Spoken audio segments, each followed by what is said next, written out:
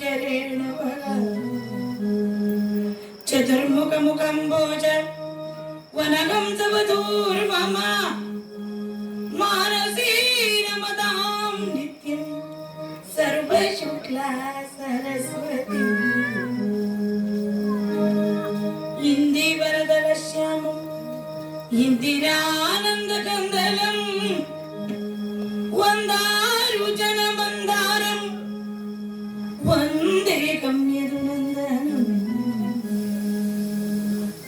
योऽन्तःप्रविश्य मम वाचमिमं प्रसुप्ता सञ्जीवयति अखिलशक्तिधरस्वधाम्ना अन्याश्च हस्तचरणश्रवणत्वगा प्राणान्नमो भगवते पुरुषाय तुभ्यो गुरुर्ब्रह्मा गुरुर्विष्णुः गुरुर्देवो महेश्वरः गुरुः साक्षात् परं ब्रह्म तस्मै श्री गुरवे नमः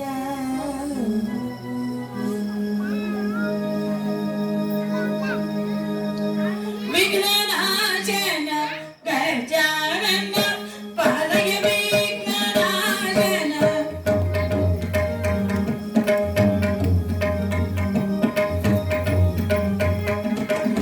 विघ्ननाशन गजानन पालय विघ्ननाशन गजानन निर्विघ्नो हरिनाम स्मरण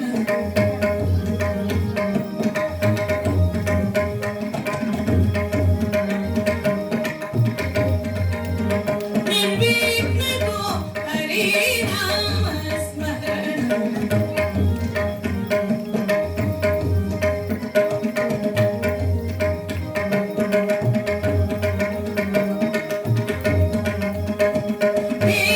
मुकुट मणिराजित चरण देव मुकुट मणिराजित चरण राजित चरण मणिराजित चरण भावित चरण दोषण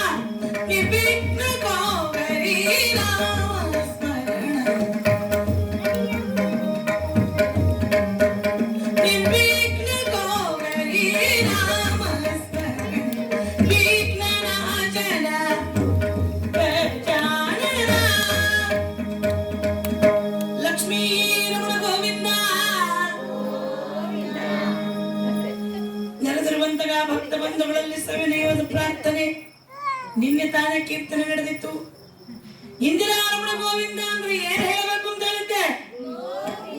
ಒಬ್ಬೊಬ್ಬ ಒಬ್ರು 10 ಜನ ಕರ್ಕೊಂಡ್ಬನ್ನಿ ಅಂತ ಹೇಳಿದ್ದೆ. ಕೆಲವೊಬ್ರು ಬಂದೇ ಇಲ್ಲ ಪಾಪ. 10 ಜನ ಕರ್ಕೊಂಬರಕ್ ಹೇಳಿದ್ದಾರೆ. ನಾವು ಹೋಗುದು ಬೇಡ, ಸುಮ್ಮನೆ ಸಿಕ್ಕ ನೋಡೋಣ. ಕೀರ್ತನೆ ಶುರುವಾದ ಮೇಲೆ ಜನ ಬರ್ತಾರ ನೋಡು. ಲಕ್ಷ್ಮೀ ರಮಣ ಗೋವಿಂದ. ಎಲ್ಲರೂ ಕೂಡ ಗಟ್ಟಿಯಾಗಿ ಒಂದು ಸಲ ಗೋವಿಂದ ನಾಮಸ್ಮರಣೆಯನ್ನು ಮಾಡಿಬಿಡಿ. ನೇರವಾಗಿ ಪೀಠಿಕಾ ಪ್ರವೇಶ ಮಾಡೋಣ. ಬೋಲೋ ಶ್ರೀರಾಮಚಂದ್ರ ಭಗವಾನ್ ಕಿ ಜೈ, ಬೋಲೋ ಪವನ ಸುತ ಹನುಮಾನ್ ಕಿ ಜೈ. ಜಗತ್ತಿನಲ್ಲಿ ಅತ್ಯಂತ ಮಧುರವಾದ ಒಂದು ಸೋಮರಸ ಇದೆಯಂತೆ. ಅದು ಯಾವುದು ಅಂದ್ರೆ ರಾಮನಾಮದ ಮಧುರ ಸೋಮರಸ ಕೊಟ್ಟಿದ ರಾಮನಾಮದ ಮಧುರ ಸೋಮರಸ ಕೊಟ್ಟಿದ ಎಣ್ಣೆಯುಂಟೆ ಆಮಗಿ ಮತ್ತೆ ರಾಮನಾಮದ ಮಧುರ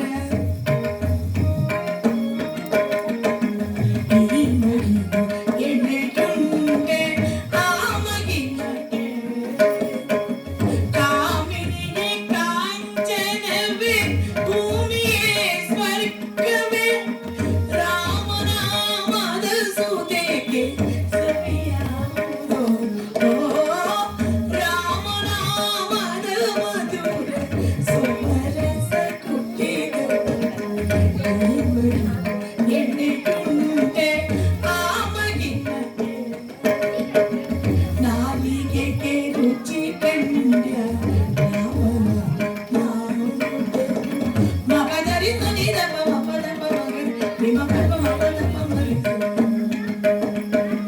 ನಾಲಿಗೆಗೆ ರುಚಿ ಕಂಡ್ಯ ರಾಮನ ನಾಮೃತವು ಕೇಳಲು ಕಿವಿಗಳಿಗೆ ಮಧುರ ಮಧುರ ಗಾಳಿಗಿದು ಉಲ್ಲಾಸ ಮಾನಸಕ್ಕೆ ಸುಖ ಶಾಂತಿ ಆಲಾಪಿಸಲು ಆತ್ಮ ಆನಂದವು.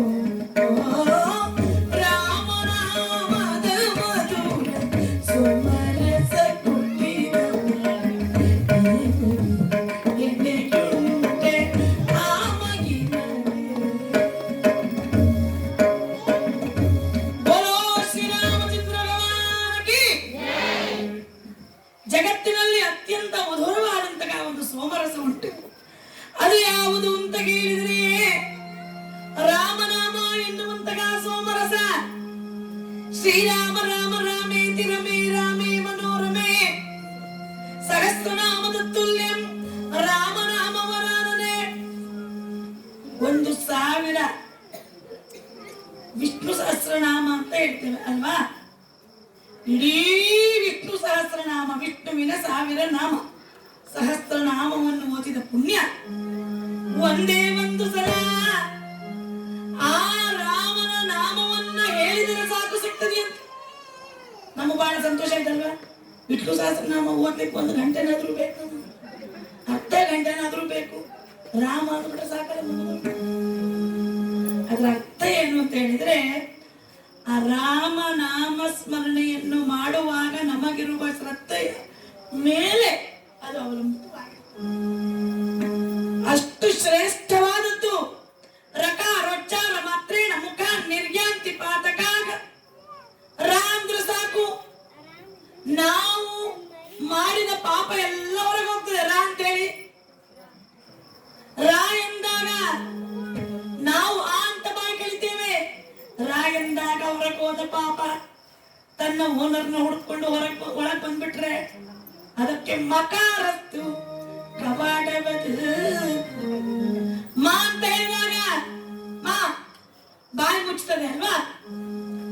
ಮಕಾರ ಕವಾಟವಾಗಿ ಹೊರಗೆ ಹೋದ ಪಾಪ ಒಳಗೆ ಬರದಂತ ತಡಿ. ಇಂತಹ ಶ್ರೇಷ್ಠವಾದದ್ದು ರಾಮನಾಮ, ರಾಮ ಮಂತ್ರ. ತ್ಯಾಗರಾಜರು ಹೇಳಿದ್ರು, ಸೋಮ ಸೂರ್ಯ ನೇತ್ರುಡೈನ, ಸೋಮ ಸೂರ್ಯ ನೇತ್ರುಡೈನ,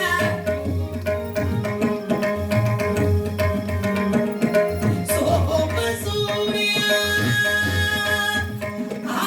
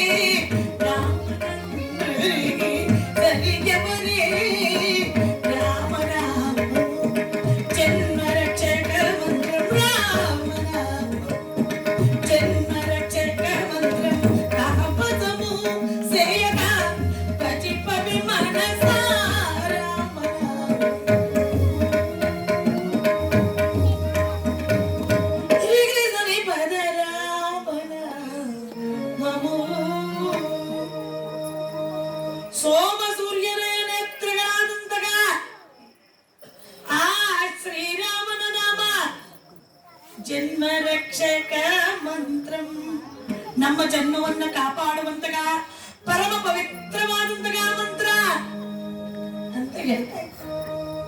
ಆದ್ದರಿಂದ ಇಂತಗ ಪರಮ ಪವಿತ್ರವಾದ ರಾಮನಾಮದ ಮಧುರ ಸುಮರಸ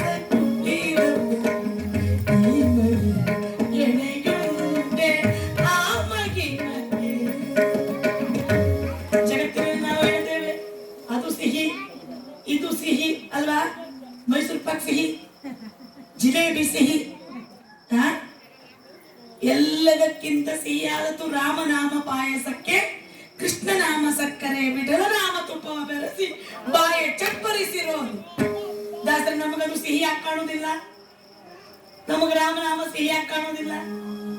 ನಮ್ಮ ಮೈಸೂರು ಪಾಕೆ ಸಿಹಿಯಾಗಿ ಕಾಣಿಸ್ತದೆ, ಜಿಲೇಬಿನೇ ಸಿಹಿಯಾಗಿ ಕಾಣಿಸ್ತದೆ, ಈ ವಿಷಯ ಸುಖಗಳೇ ಸಿಹಿಯಾಗಿ ಕಾಣಿಸ್ತದೆ. ಅದಕ್ಕೆ ಬಹಳ ಸುಂದರವಾಗಿ ಹೇಳ್ತಾರೆ, ಪಿತ್ತೇನು ಅಚ್ಚಾದಿದಾಜಿಕ್ವ ಮಾಧುರ್ಯಂ ನೈವ ಬಿಂದುತಿ.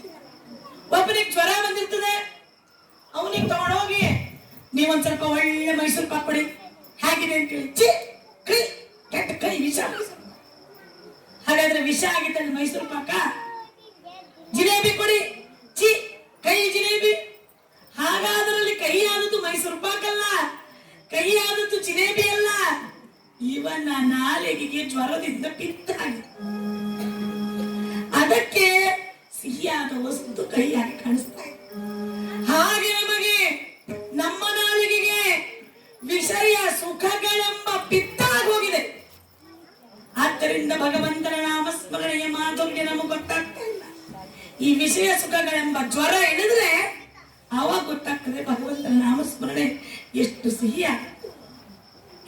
ಬಹಳ ಸುಂದರವಾಗಿ ತ್ಯಾಗರಾಜರು ಹೇಳ್ತಾರೆ, ತದಿ ನವನೀತ ಕ್ಷೀರಮೂಲು ರುಚ, ತದಿ ನವನೀತ ಕ್ಷೀರಮೂಲು ರುಚ,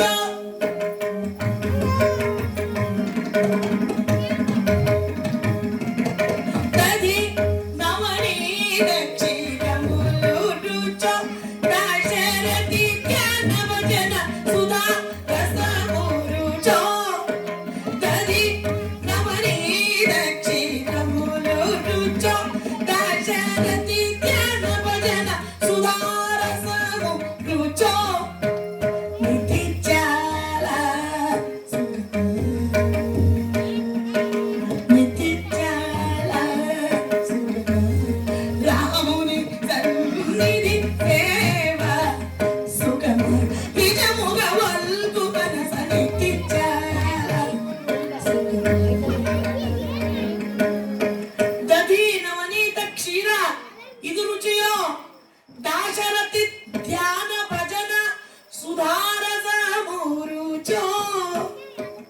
ಯಾವುದು ರುಚಿ?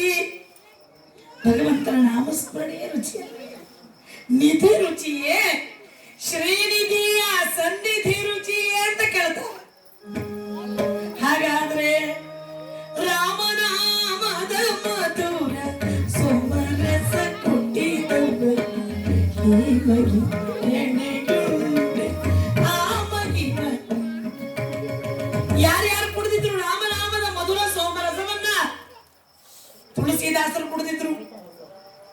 ತುಳಸಿದಾಸರಿಗೆ ಹೊಸದಾಗಿ ಮದುವೆ ಆಗಿತ್ತು, ಹೆಂಡತಿಯ ಮೇಲೆ ಪರಮಾ ಪ್ರೀತಿ.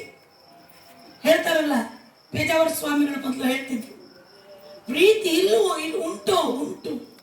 ಕಲಿಯುಗದಲ್ಲಿ ಹೆಂಡತಿಯ ಮೇಲೆ ಪರಮಾ ಪ್ರೀತಿ, ದೇವರ ಮೇಲೆ ಪ್ರೀತಿ ಇಲ್ಲ.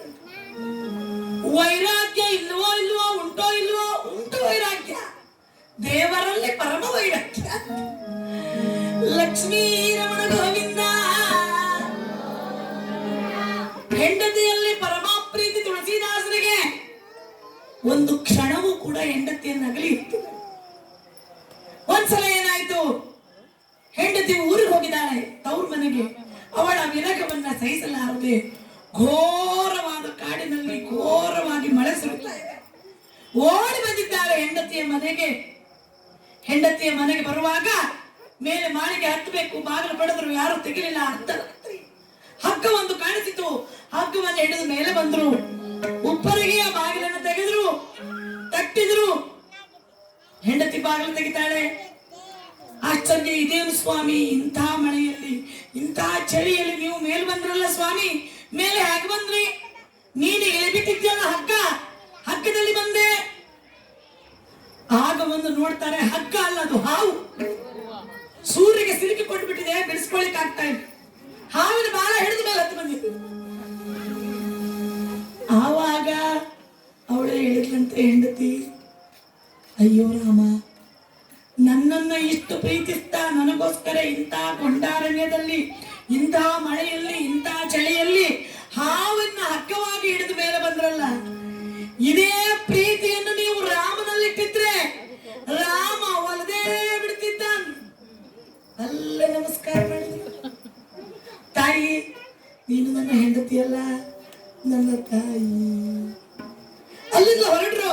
ಶ್ರೀರಾಮಚಂದ್ರ ಕೃಪಾಳು ಭಜಮನ ಹರಣಭವ ಭಯ ದಾರುಣಂ ನವ ಕಂಜಲೋಚನ್ ಕಂಜ ಮುಖ ಕರ ಕಂಜ ಗಣ ಕಂಜಾರುಣಂ ಶ್ರೀರಾಮಚಂದ್ರ ಕೃಪಾಳು ಭಜಮನ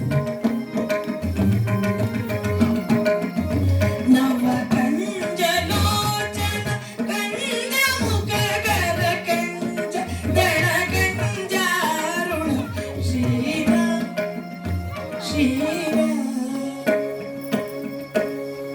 ಅಲ್ಲಿಂದ ಹೊರಟೇ ಬಿಟ್ಟು ಅಲ್ವಾ. ರಾಮನ ನಾಮಸ್ಮರಣೆಯನ್ನು ಮಾಡ್ತಾ ಮೀರಾಬಾಯಿ ಕೇಳ್ತಾಳೆ ತುಳಸಿದಾಸರಿಗೆ, ನಾನು ಶ್ರೀಕೃಷ್ಣನ ನಾಮಸ್ಮರಣೆ ಮಾಡ್ತೇನೆ, ನಾರಾಯಣನ ನಾಮಸ್ಮರಣೆಯನ್ನು ಮಾಡ್ತೇನೆ, ನಮ್ಮ ಮನೆಯಲ್ಲದಕ್ಕೆ ಅವಕಾಶ ಇಲ್ಲ. ಹಾಗಾದ್ರೆ ನಾನೀಗ ನನ್ನ ಸಂಸಾರವನ್ನು ತ್ಯಜಿಸಿ ಬಿಡಬೇಕು ಅಂತ ಯೋಚನೆ ಮಾಡಿದ್ದೇನೆ. ಆದ್ರೆ ಒಂದು ಲೋಕಧರ್ಮ ಅನ್ನೋದಿದೆಯಲ್ಲ, ಗಂಡನ ಮನೆ, ಶಾದಿ ಕರ್ಕೆ ಜಾಯಗಿ ತೋ ಅರ್ಥಿ ವಾಪಸ್ ಆಯಗಿ. ಹಾಗಾದ್ರೆ ಹೇಗೆ ಬರ್ಲಿ ಹೊರಗೆ? ಬಂದ್ರೆ ಸರಿಯಾಗ್ತದೆ. ನನ್ನ ಮನೆಯಲ್ಲಿ ಭಗವಂತನ ನಾಮಸ್ಮರಣೆಗೆ ಅವಕಾಶ ಇಲ್ಲ. ಏನ್ ಮಾಡಿ ಮಾತಾಡ್ಬಾರ್ದು. ಅವಕಾಶ ಮಧ್ಯೆ ಮಧ್ಯೆ ಪ್ರಶ್ನೆ ಕೇಳೋ ಅಭ್ಯಾಸ ಉಂಟು, ಗೊತ್ತುಂಟಾ? ಮಾಸ್ಟರ್ ಶಾಲೆಯಲ್ಲಿ ಪಾಠ ಮಾಡ್ತಾ ಇದ್ರು, ವ್ಯಾಕರಣ ಪಾಠ. ಹುಡುಗ ಕೇಳಿಲ್ಲ, ಸಿಟ್ಟು ಬಂತು ಮಾಸ್ಟರ್ಗೆ. ಹೇಳ ಕಾಲಗಳಲ್ಲಿ ಎಷ್ಟು ವಿಧ? ಹುಡುಗ ಕೇಳಿದ್ರಲ್ಲ ಕನ್ನಡ ವ್ಯಾಕರಣ ಪಾಠ ಕೇಳಿ, ಆದ್ರೂ 1003 ವಿಧ. ಭೂತಕಾಲ, ಭವಿಷ್ಯತ್ ಕಾಲ, ವರ್ತಮಾನ ಕಾಲ. ಖುಷಿ ಆಗೋಯ್ತು. ಪಾಠ ಕೇಳಿದ ಇದ್ರು, ಉತ್ತರ ಹೇಳಿದ್ನಲ್ಲ. ಅದು ಯಾವ್ಯಾವ್ದೇ ಅವ್ರು ಹೇಳಿದ್ರು. ಇವ್ರು ಹೇಳ್ತಂದ್ರೆ ಸರ್, ಮೊದಲನೇದು ರಾಹುಕಾಲ, ಎರಡನೇದು ಗುಳಿಕ ಕಾಲ, ಮೂರನೇದು ಯಮಗಂಡ ಕಾಲ ಅಂತ. ಅದು ಯಾವ ಬರ್ತದೆ ಹೇಳು ಸರ್? ಸರ್, ನಾನು ಯಾವಾಗ ಶಾಲೆಯಿಂದ ಮನೆಗೆ ಬರ್ತೇನೋ ಅದು ರಾಹುಕಾಲ, ಯಾವಾಗ ಮನೆಯಿಂದ ಶಾಲೆಗೆ ಹೋಗ್ತೇನೋ ಅದು ಗುಳಿಕ ಕಾಲ. ಸರ್, ಒಂದು ವಿಷಯ ಹೇಳ್ತೀನಿ, ಬೇಜಾರು ಮಾಡ್ಕೋಬೇಡಿ.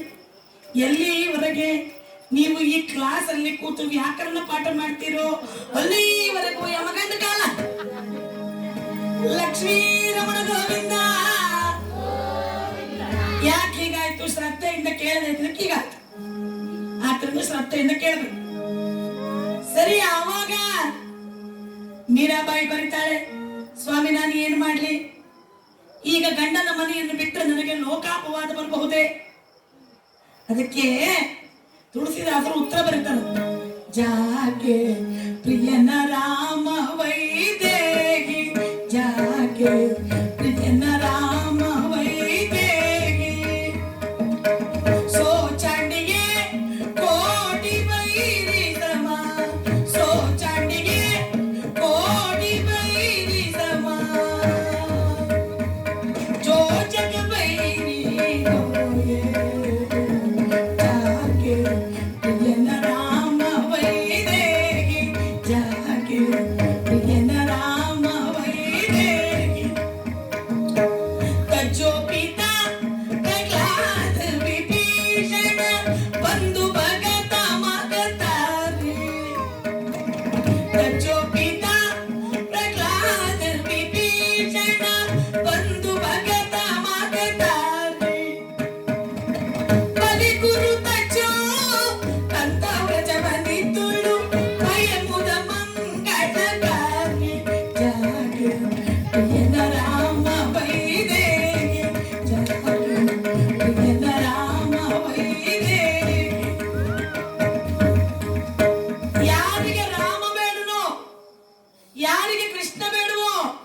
ಯಾರಿಗೆ ಸಚ್ಚಿದಾನಂದ ಸ್ವರೂಪಿಯಾದ ಭಗವಂತ ಬೇಡವೋ ಅಂತ ಗಂಡನ ಮನೆಯನ್ನು ಬಿಟ್ಟು ಬಿಡು ಅಂದ್ರು. ತಜ್ಜೋಪಿತ ಹಿಂದೆ ಉದಾಹರಣೆ ಉಂಟು. ಪ್ರಹ್ಲಾದ ಅವ್ರ ಅಪ್ಪನನ್ನೇ ಬಿಟ್ಟ. ತಾಯಿ ಕಡೆ ವಿಷ ಕೊಡ್ಲಿಕ್ಕೆ ಹೇಳಿದ್ರೆ ಕೈಯಾದ ವಿಷ ತಗೊಂಡು ಬಂದು, ಮಗನೇ 9 ತಿಂಗಳು ಹೊತ್ತು ಸಾಕಿದಂತಹ ಮಗನಿಗೆ ವಿಷ ಕೊಡುವಂತ ಪರಿಸ್ಥಿತಿ ಬಂತಲ್ಲಪ್ಪ ಮಗನೇ, ಏನು ಮಾಡ್ಲಿ, ಹ್ಯಾಕ್ ಕೊಡ್ಲಿ ಮಗನೇ ವಿಷ? ಅಮ್ಮ ಕೊಡಮ್ಮ ಅಂತ ಕೊಡು, ಚಿಂತೆ ಇಲ್ಲ. ಆವಾಗ ಹೇಳ್ತಾರಂತ ಪ್ರಹ್ಲಾದ ಮನ್ಮಾತುರು ಇಂದಿರಾಯಾಗ ಸಹೋದರನ್ನು ಗರಲಂ ಮಾತುಲತಾಂ ಸಮುಪಯಾತ. ಅಮ್ಮ ವಿಷ ನನ್ ಸೋದರ ಮಾವ ಆಗ್ಬೇಕು. ಹೇಗ್ ಸೋದರ ಮಾವ? ಲಕ್ಷ್ಮಿ ಹುಟ್ಟಿದ್ದಲ್ಲಿ ನಮ್ಮಮ್ಮ ಲಕ್ಷ್ಮಿ ಹುಟ್ಟಿದ್ದು ಸಮುದ್ರದಲ್ಲಿ ಅಲ್ವಾ? ಸಮುದ್ರ ಮತನದಲ್ಲಿ ಲಕ್ಷ್ಮಿ ಹುಟ್ಟಿದ್ವಿ. ಅಲ್ಲಿ ಇನ್ನೊಂದು ವಸ್ತು ಹುಟ್ಟಿದೆ, ಏನು ಹೊಲ ವಿಷ.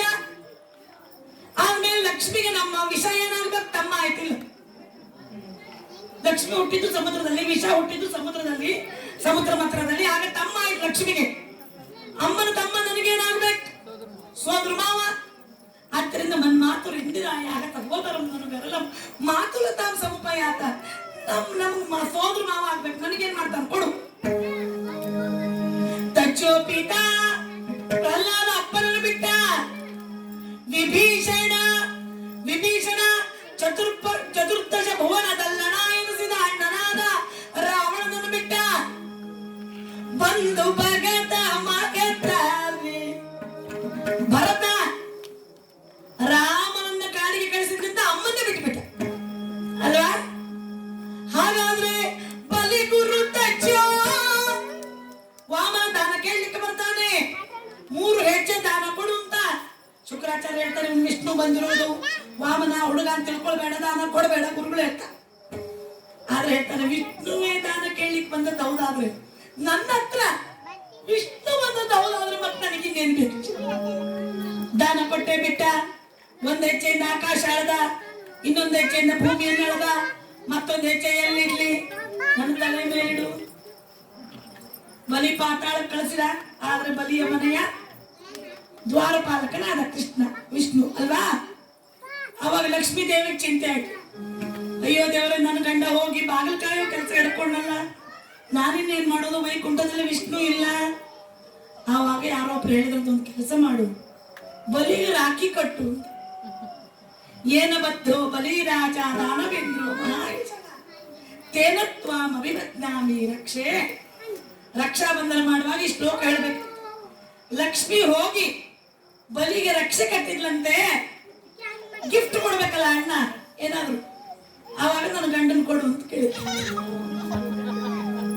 ನೋಡಿ ಎಂತ ನಮ್ಮ ಹಿಂದಿನ ಒಂದೊಂದು ಪದ್ಧತಿಯಲ್ಲೂ ಎಷ್ಟು ಅರ್ಥ ಇದೆ, ಅದನ್ನು ನಾವು ತಿಳ್ಕೊಳ್ಬೇಕು. ಆವಾಗ ಕೊನೆಗೆ ನಿರ್ಧಾರ ಮಾಡಿ ಬ್ರಹ್ಮ 4 ತಿಂಗಳು, ವಿಷ್ಣು 4 ತಿಂಗಳು, ಶಿವ 4 ತಿಂಗಳು ಬಾಗಿಲು ಕಾಯೋದು ಅಂತ ನಿರ್ಧಾರ ಮಾಡಿ. ಲಕ್ಷ್ಮೀ ರಮಣ ಗೋವಿಂದ ಬಲಿ ಗುರು ತಜ್ಜ. ಬಲಿ ಭಗವಂತನಿಗೋಸ್ಕರ ತನ್ನ ಗುರುವನ್ನೇ ಬಿಟ್ಟ. ಕಂತ ವ್ರಜವನಿ ತುಲು ಗೋಪಿಕಾಸ್ತ್ರೀಯರು ಶ್ರೀಕೃಷ್ಣನಿಗೋಸ್ಕರ ಅವರ ಗಂಡಂದ್ರನ್ನೇ ಬಿಟ್ಟು. ಹಾಗಾದ್ರೆ ಬಾಯ ಮುದ ಮಂಗಳ ಜಾಗೆ ಪ್ರಿಯನ ರಾಮ ವೈರೇಗಿ ಜಾಗೆ. ಯಾರಿಗೆ ರಾಮ ಇಷ್ಟ ಇಲ್ವೋ, ಯಾರಿಗೆ ಕೃಷ್ಣ ಇಷ್ಟ ಇಲ್ವೋ ಅಂತ ಗಂಡನ ಮನೆ ಬಿಟ್ಟು ಬಿಡುವುದು. ಕೋಟಿ ವೈರಿ ಸಮ ಬಿಡೋದು ಮಾತ್ರ ಅಲ್ಲ, ಅವರು ನಮ್ಮ ವೈರಿಗಳು. ಧರ್ಮ ಎಲ್ಲಿಯ ತನಕ? ಧರ್ಮಸ್ಯ ಪ್ರಭು ಅಚ್ಯುತ. ಧರ್ಮದ ಪ್ರಭುವಾದ ಅಚ್ಯುತ ನಮಗೆ ಸಿಗುವ ತನಕ ಲೋಕ ಧರ್ಮ. ಯಾವಾಗ ಅಚ್ಯುತ ನಮಗೆ ಸಿಕ್ಕಿದ್ನೋ ಆವಾಗ ಈ ದೇಹಕ್ಕೆ ಅರ್ಥ ಇಲ್ಲ ಅಂದಮೇಲೆ ಇನ್ನು ಲೋಕ ಧರ್ಮ ಎಲ್ಲಿಂದ ಬಂತು? ಆದ್ದರಿಂದ ತುಳಸಿದಾಸರು ರಾಮನಾಮದ ಮಧುರ ಸೋಮರಸ ಕುಟಿದವು ಎಣೆಯುಂಟೆ ಆಮಗೆ ಮನೆ.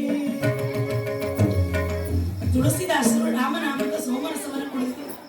ಇವತ್ತು ರಾಮಚರಿತ ಮಾನಸವೆಂಬ ಗ್ರಂಥವನ್ನು ರಚನೆ ಮಾಡಿ ಜಗತ್ ಪ್ರಸಿದ್ಧರಾಗಿದ್ದಾರೆ. ಇನ್ಯಾರು ಕುಡಿದಿದ್ದಾರೆ? ಭದ್ರಾಚಲ ರಾಮದಾಸರು.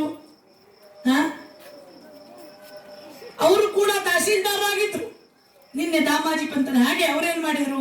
ಕಂದಾಯದ ಹಣದಿಂದ ಒಂದು ಸುಂದರವಾದ ರಾಮ ಮಂದಿರವನ್ನ ಭದ್ರಾಚಲದಲ್ಲಿ ನಿರ್ಮಾಣ ಮಾಡಿ ಸೀತಾರಾಮ ಲಕ್ಷ್ಮಣನ ವಿಗ್ರಹಗಳನ್ನ ಮಾಡಿದ್ರು. ಬೇಕಾದ ಆಭರಣಗಳನ್ನು, ರತ್ನದ ಆಭರಣಗಳನ್ನ, ನೆಕ್ಲೆಸ್ ಎಲ್ಲ ಮಾಡಿ, ಯಾರೋ ಒಬ್ಬ ಊರಲ್ಲಿ ಕೆಟ್ಟ ವ್ಯಕ್ತಿ ಇದ್ದ, ತನೀಶ್ ಅನ್ನುವಂತಹ ರಾಜನ ಹತ್ರ ಹೋಗಿ ಹೇಳ್ದ, ಸುಲ್ತಾನ್ ಹತ್ರ ನೋಡಿ ಭದ್ರಾಚಲ ರಾಮದಾಸರು ಭದ್ರಾಚಲದಲ್ಲೊಂದು ರಾಮನ ದೇವಸ್ಥಾನವನ್ನು ಕಟ್ಟಿದ್ದಾರೆ, ಕಂದಾಯದ ಹಣವನ್ನೆಲ್ಲ ಹಾಳು ಮಾಡಿದ್ದಾರೆ. ಆವಾಗ ರಾಜ ವಿಚಾರ ಮಾಡಲೇ ಇಲ್ಲ, ಅವರನ್ನು ತೆಗೆದುಕೊಂಡು ಸೆರೆಮನೆಯಲ್ಲಿ ಹಾಕಿದ. ಸೆರೆಮನೆಯಲ್ಲಿ ಪುಂಖಾನುಪುಂಖವಾಗಿ ರಾಮನ ನಾಮಸ್ಮರಣೆ ಹೊರಗೊಮ್ಮಿತು. ಸಾವಿರಾರು ಕೃತಿಗಳನ್ನು ರಚಿಸಿದ್ರು ಭದ್ರಾಚಲ ರಾಮದಾಸರು. ರಾಮ ಏನೇ ಮಾಡಿದ್ರು ಅದಕ್ಕೆ ಅರ್ಥ ಇರ್ತದೆ. ಸೆರೆಮನೆಗೆ ಅವರು ಹೋಗ್ಲಿಲ್ಲ ಅಂದ್ರೆ ಅವರಿಗೆ ದುಃಖ ಆಗ್ತಿರ್ಲಿಲ್ಲ. ಅವರಿಗೆ ದುಃಖ ಆಗ್ತಿರ್ಲಿಲ್ಲ ಅಂದ್ರೆ ಆ ಗೀತೆಗಳು ಹೊರಗೆ ಬರ್ತಿರ್ಲಿಲ್ಲ. ಆ ಗೀತೆಗಳು ಹೊರಗೆ ಬರ್ಲಿಲ್ಲ ಅಂದ್ರೆ ಇವತ್ತು ನಾವು ಅವರ ಗೀತೆಗಳನ್ನ ಹಾಡ್ತಾ ಇದ್ದೀವಿ. ಸಿಟ್ಟು ಬಂದಿದೆ ಅವರಿಗೆ. ಒಮ್ಮೆ ರಾಮನನ್ನು ಸ್ತುತಿಸ್ತಾರೆ. ತಕ್ಕವೇ ಮನಸು ರಾಮ ಒಕ್ಕಲುಂಡ ಬದುಕು, ತಕ್ಕವೇ ಮನಸು ರಾಮ ಒಕ್ಕಲುಂಡ ಬದುಕು. ಒಮ್ಮೆ ಸಿಟ್ಟು ಬರ್ತದೆ. ಶ್ರೀರಾಮ సీతమ్మకు చేస్తాను చింతామణి పలకాను. చింತಾಮಣಿಯ ಪದಕ, ರತ್ನ ಖಚಿತವಾದ ಪದಕವನ್ನು ಅದನ್ನ ಹೆಂಡತಿಗೆ ಮಾಡಿಸ್ಕೊಟ್ನಲ್ಲ. ಸೀತೆಯ ವಿಗ್ರಹಕ್ಕೆ ನೆಕ್ಲೆಸ್ ಮಾಡಿರ್ತಾರೆ, ಹೆಂಡತಿಗೆ ಹಾರ ಮಾಡಿಸ್ಕೊಟ್ನಲ್ಲ. ಯವರಪ್ಪ ಸೊಮ್ಮುನಿ, ಯಾರಪ್ಪನ ಮನೆ ಸೊತ್ತು? ನಿಮ್ಮಪ್ಪ ದಶರಥನ ಮನೆದಾದು. ನಾನು ಕಂದಾಯದ ಹಣದಲ್ಲಿ ಮಾಡಿಸ್ಕೊಟ್ಟಿದ್ದು, ನೀನು ನನ್ನನ್ನು ಜೈಲಿಗೆ ಹಾಕಿದ್ರಿ ಸೆರೆಮನೆಗೆ. ರಾಮನನ್ನು ಬೈತಾರೆ. ಈಗ ಮಾತು ಬರೋದಿಲ್ಲಲ್ಲ ನಿಮಗೆ, ಮಾತು ಬಂಗಾರವಾಯ್ತೇನು ರಾಮ? ಪಲುಕೆ ಬಂಗಾರ ಮಾಯಿನ ಕೋರಂಡ ಪಾಣಿ, ಪಲುಕೆ ಬಂಗಾರ ಮಾಯಿನ, ಪಲುಕೆ ಬಂಗಾರ ಮಾಡಿ ಪಿಲಿಚಿನ ಬಲುಗಾವೇಮಿ, ಪಲುಕೆ ಬಂಗಾರ ಮಾಡಿ ಪಿಲಿಚಿನ ಬಲುಗಾವಿ, ಕಲಲೋನು ನಾಮಸ್ಮರಣೆ ಮರಬ ತಕ್ಕದೆ ಸರ್, ಪಲುಕೆ ಬಂಗಾರ ಮಾಯಿನ ಕೋರಂಡ ಪಾಣಿ, ಪಲುಕೆ ಬಂಗಾರ ಮಾಯಿನ. ಎಂತ ನಿರಡಿ ಬಿಬಿ ಸುಂದೈನದ ಯಾರದೋ, ಎಂತ ನಿರಡಿ ಬಿಬಿ ಸುಂದೈನದ ಯಾರದೋ, ಪಂತ ಮೂಸೆಯ ನಾನಿಂದ ಅಟಿ ಬಾಡಿನ ತಂದೆ, ಪಂತ ಮೂಸೆಯ ನಾನಿಂದ ಅಟಿ ಬಾಡಿನ ತಂದೆ, ಪಲುಕೆ ಬಂಗಾರ ಮಾಯಿನ ಕೋದಂಡ ಪಾಣಿ, ಪಲುಕೆ ಬಂಗಾರ ಮಾಯಿನ, ಪಲುಕೆ ಬಂಗಾರ ಮಾಡಿ ಪಿಲಿಚಿನ ಬಲುಗಾವಿ, ಕಲಲೋನು ನಾಮಸ್ಮರಣೆ ಮರಪಾತಕ್ಕದ ಸ್ವಾಮಿ, ಪಲುಕೆ ಬಂಗಾರ. ಮಾತು ಬಂಗಾರವಾಯಿತೇನೋ ರಾಮಚಂದ್ರ? ಧ್ಯಾನ ಮಾಡ್ತಾ ಇದ್ದಾರೆ. ಕರುಣೆ ಬಾರದೇನೋ? ಭಕ್ತ ವತ್ಸಲನೆಂಬ ನಿನ್ನ ನಾಮ ಸುಳ್ಳಾಗ್ತದೆಯಲ್ಲ, ಕರುಣಾಕರನೆಂಬ ನಾಮ ಸುಳ್ಳಾಗ್ತದೆಯಲ್ಲ. ಕರುಣಾಕರನೇ ಎಂಬುದ್ಯಾತಕೋ ಭರವಸೆ ಇಲ್ಲೆನಗೆ. ದಾಸರು ಹೇಳ್ತಾರೆ, ಕರುಣಾಕರನೇ ಎಂಬುದ್ಯಾತಕೋ ಭರವಸೆ ಇಲ್ಲೆನಗೆ. ಹಾಗೆ ಭದ್ರಾಚಲ ರಾಮದಾಸರು ಹೇಳ್ತಾರೆ, ఏ తీరుకనను దయచేసెదవో ఇను వంశోత్తమ రామ, నా తరమ పవతారణ నీవవి నళినదళే క్షణ రామ, నా తరమ పవతారణ నీవవి నళినదళే క్షణ రామ. ಶ್ರೀ ರಘುನಂದನ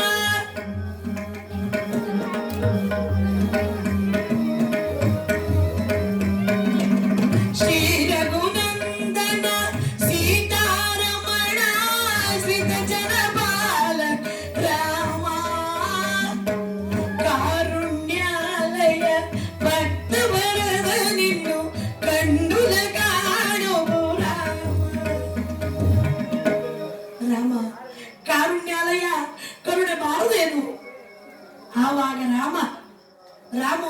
ಲಕ್ಷ್ಮಣೋಚಿ ಎಂಬತಕ್ಕಂತಹ ವೇಷವನ್ನು ಹಾಕೊಂಡು ಅಲ್ಲಿ ಬಂದಿದ್ದಾನೆ. ಬಂದು ಇವರು ಕೊಡಬೇಕಾದಂತಹ ಒಂದು ಕಂದಾಯದ ಹಣವನ್ನ ರಾಜನಿಗೆ ಕೊಟ್ಟು ರಶೀದಿಯನ್ನು ತೆಗೆದುಕೊಂಡು ಬಂದು ಇವರ ಸೆರೆಮನೆಯಲ್ಲಿ ಬಿಸಾಕು. ರಾಜ ಮಾರನೇ ದಿನವರನ್ನು ಬಿಡಿಸ್ತಾನೆ. ರಶೀದಿ ನೋಡ್ತಾ ಇದ್ದಾರೆ, ರಾಮೋಚಿ ಲಕ್ಷ್ಮಣೋಚಿ. ಅರ್ಥ ಆಗೋಯ್ತು, ಶ್ರೀರಾಮಚಂದ್ರನೇ ಬಂದಿದ್ದಾನೆ, ನನ್ನ ರಕ್ಷಣೆಯನ್ನ ಮಾಡಿದ್ದಾನೆ. ಆವಾಗ ಓಡಿ ಬಂದಿದ್ದಾರೆ ತಾವು ಕಟ್ಟಿಸಿದಂತಹ ರಾಮ ಮಂದಿರಕ್ಕೆ. ಆ ಶ್ರೀರಾಮನನ್ನು ನಾನಾ ವಿಧವಾಗಿ ಸ್ತುತಿ ಮಾಡ್ತಾ ಇದ್ದಾರೆ.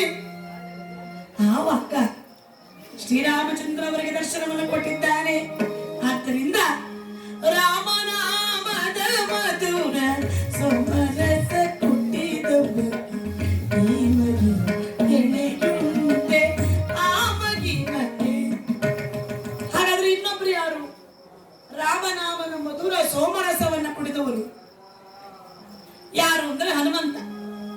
ಒಂದ್ಸಲ ಏನಾಯ್ತಂತೆ, ಈ ಕೌಸಲ್ಯಾದೇವಿ ಅವಳ ಹತ್ರ ಹನುಮಂತ ಹೇಳಿದ್ನಂತೆ, ಈ ರಾಮ ಪಟ್ಟಾಭಿಷೇಕ ಎಲ್ಲ ಆದ್ಮೇಲೆ ಒಂದು ದಿನ ನಾನು ಇವತ್ತು ಇಡೀ ದಿನ ಅಮ್ಮ ಕೌಸಲ್ಯ ರಾಮನ ಜೊತೆಗಿರ್ತೇನೆ, ಇವತ್ತು ಇಡೀ ದಿನ ರಾಮನ ಜೊತೆಗಿರ್ತೇನೆ ನಾನು. ಹಾಗಲೇ ರಾಮ ಊಟ ಮಾಡುವಾಗ, ರಾಮ ಕೂತ್ಕೊಳ್ಳುವಾಗ, ರಾಮ ನಿಲ್ಲುವಾಗ, ಓಡಾಡುವಾಗ, ಮಾತನಾಡುವಾಗ ರಾಮನ ಜೊತೆಗೆ ನನಗೆ. ಆಜನ್ಮ ಬ್ರಹ್ಮಚಾರಿಯಾದ ಹನುಮಂತ ಸೀತಾರಾಮ ಶಯನದ ಕೋಣೆಗೆ ರಾಮ ಹೋದ್ನಂತೆ. ಸೀತಾದೇವಿ ಕೂತಿದ್ದಾಳೆ, ಇವನು ಹೊತ್ತಂತ ಹನುಮಂತ. ಅವಾಗ ಕೌಸಲ್ಯ ಏನಂತ, ಇಲ್ಲಿ ಹೋಗ್ಬಾರ್ದು, ನೀನು ಗಂಡ ಹೆಂಡತಿ ನಡುವೆ ನೀನು ಹೋಗ್ಬಾರ್ದು, ನಾನು ಹೋಗ್ತೇನೆ. ನಾನು ಯಾಕೆ ಹೋಗ್ಬಾರ್ದು, ನಾನು ಇಲ್ಲೇ ಇರ್ತೇನೆ. ಆವಾಗ ಕೌಸಲ್ಯಗೆ ಏನು ಹೇಳ್ಬೇಕು ಅಂತ ಗೊತ್ತಾಗ್ಲಿಲ್ಲ. ಹೇಳಿದ್ಲಂತೆ, ನೋಡು ಸೀತಾದೇವಿ ಕುಂಕುಮ ಇಟ್ಕೊಳ್ತಾಳೆ, ಎಷ್ಟು ದೊಡ್ಡ ಕುಂಕುಮ, ನೀ ಕುಂಕುಮ ಇಟ್ಕೊಂಡಿಲ್ಲ, ಅದಕ್ಕೆ ನೀ ಹೋಗ್ಬಾರ್ದು. ಹನುಮಂತ ಹೇಳಿದಂತೆ ಅಲ್ಲೊಂದು ದೊಡ್ಡ ಕುಂಕುಮ ತಟ್ಟೆ ಇತ್ತು, ಅವಳು ಹಣೆಗೆ ಮಾತ್ರ ಕುಂಕುಮ ಇಟ್ಕೊಂಡಿದ್ದಾಳಲ್ಲ, ನೋಡಿ ನಾನೀಗ ಮೈ ತುಂಬಾ ಕುಂಕುಮ ಬಳ್ಕೊಳ್ತೀನಿ, ಮೈ ಎಲ್ಲ ಬಳ್ಕೊ, ನಾನೀಗ ರಾಮನ ಜೊತೆಗೆ ಇರ್ತೀನಿ. ಅದಕ್ಕೆ ನೋಡಿ ಹನುಮಪ್ಪನಿಗೆ ಸಿಂಧೂರ ಹನುಮ ಅಲ್ವಾ, ಕುಂಕುಮ ಪೂಜೆ ಮಾಡ್ತಾರ ಇಲ್ಲ ಹನುಮಪ್ಪ. ಅವ ಅವಾಗ ಬಳ್ಕೊಂಡಿದ್ದಕ್ಕೆ ಕುಂಕುಮ, ಅವನು ಎಲ್ಲಿ ನೋಡಿ ಕುಂಕುಮ, ಇಲ್ಲೂ ಕೂಡ ಕೆಂಪು ಹನುಮ ಅಲ್ವಾ. ಅದರಿಂದ ಹನುಮನಿಗೆ ಎಲ್ಲೋ ಹೋದ್ರು ಕುಂಕುಮದ ಅಲಂಕಾರ ಪ್ರೀತಿ. ಹಿಂದೆ ಈ ಮಂಗಗಳ ಅಭ್ಯಾಸ ಹೇಗಿರುತ್ತೆ ಅಂತ ಮುಂದೊಂದು ಹನುಮಂತನ ಕತೆ ಬರ್ತದೆ. ಮುಂದೆ ಏನೇನು ಮಾಡ್ದ. ದಶರಥ ಮಹಾರಾಜ ಹೋದ ಮೇಲೆ ರಾಮನ ಪಟ್ಟಾಭಿಷೇಕ ಆಯ್ತು. ಆವಾಗ ಈ ಮಂಗಗಳಿಗೆಲ್ಲ ಊಟ ಹಾಕಿದ್ರಂತೆ, ಸಾಲ ಕೂರ್ಸ್ ಊಟ ಹಾಕಿದ್ದಾರೆ. ಊಟ ಹಾಕಿದ್ರೆ ಮಾವಿನಕಾಯಿ, ಮಿಡಿಕಾಯಿ, ಉಪ್ಪಿನಕಾಯಿ ಇತ್ತಂತೆ. ರಾಮ ಚಪ್ರ ಹಾಕಿದ, ಪಾಪ ಸೋಗೆ ಚಪ್ರ ಹಾಕಿದ್ದಾರೆ. ದೊಡ್ಡ ಚಪ್ರ, ಸಾವಿರಾರು ಕಪಿಗಳು ಕೂತಿದ್ದಾರೆ. ಸಣ್ಣ ಕಪಿ, ಸಣ್ಣ ಕಪಿ, ಸುಗ್ರೀವ ಶಿಸ್ತಲ್ಲಿ ಕೂರಿಸಿದ್ದಾರೆ. ಸಣ್ಣ ಸಣ್ಣ ಆದ್ಮೇಲೆ ದೊಡ್ಡದು, ದೊಡ್ಡದು. ಇವರು ಕಪಿ ಚೇಷ್ಟೆ ಮಾಡಬಾರ್ದು ನಾವು ಕೂಡಿಸಿದ್ದಾರೆ. ಅಲ್ಲಿ ಕೊನೆ ಕಪಿಗೊಂದು ಮಾವಿನಕಾಯಿ ಸಿಕ್ತಂತೆ, ಉಪ್ಪಿನಕಾಯಿ, ಜೀರಿಗೆ ಮಿಡಿ. ಅದನ್ನ ಹಿಂಗ್ ಮಾಡ್ತಿದ್ದಿ ಅಂತದ್ದು ನಮ್ಮ ಊರಿಂದಲ್ಲ, ಚಟ್ ಹೋಗಿದೆಯಲ್ಲ.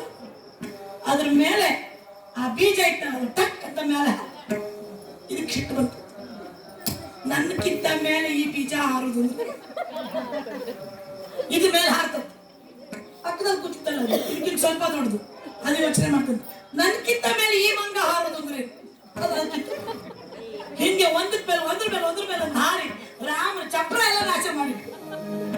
ಲಕ್ಷ್ಮೀ ರಮಣ ಗೋವಿಂದ. ಇಂಥ ಕಪಿಗಳು. ಇಲ್ಲಿ ಹನುಮಂತ ರಾಮನಾಮದ ಮಧುರ ಸೋಮರಸ ಕೊಟ್ಟಿದವು.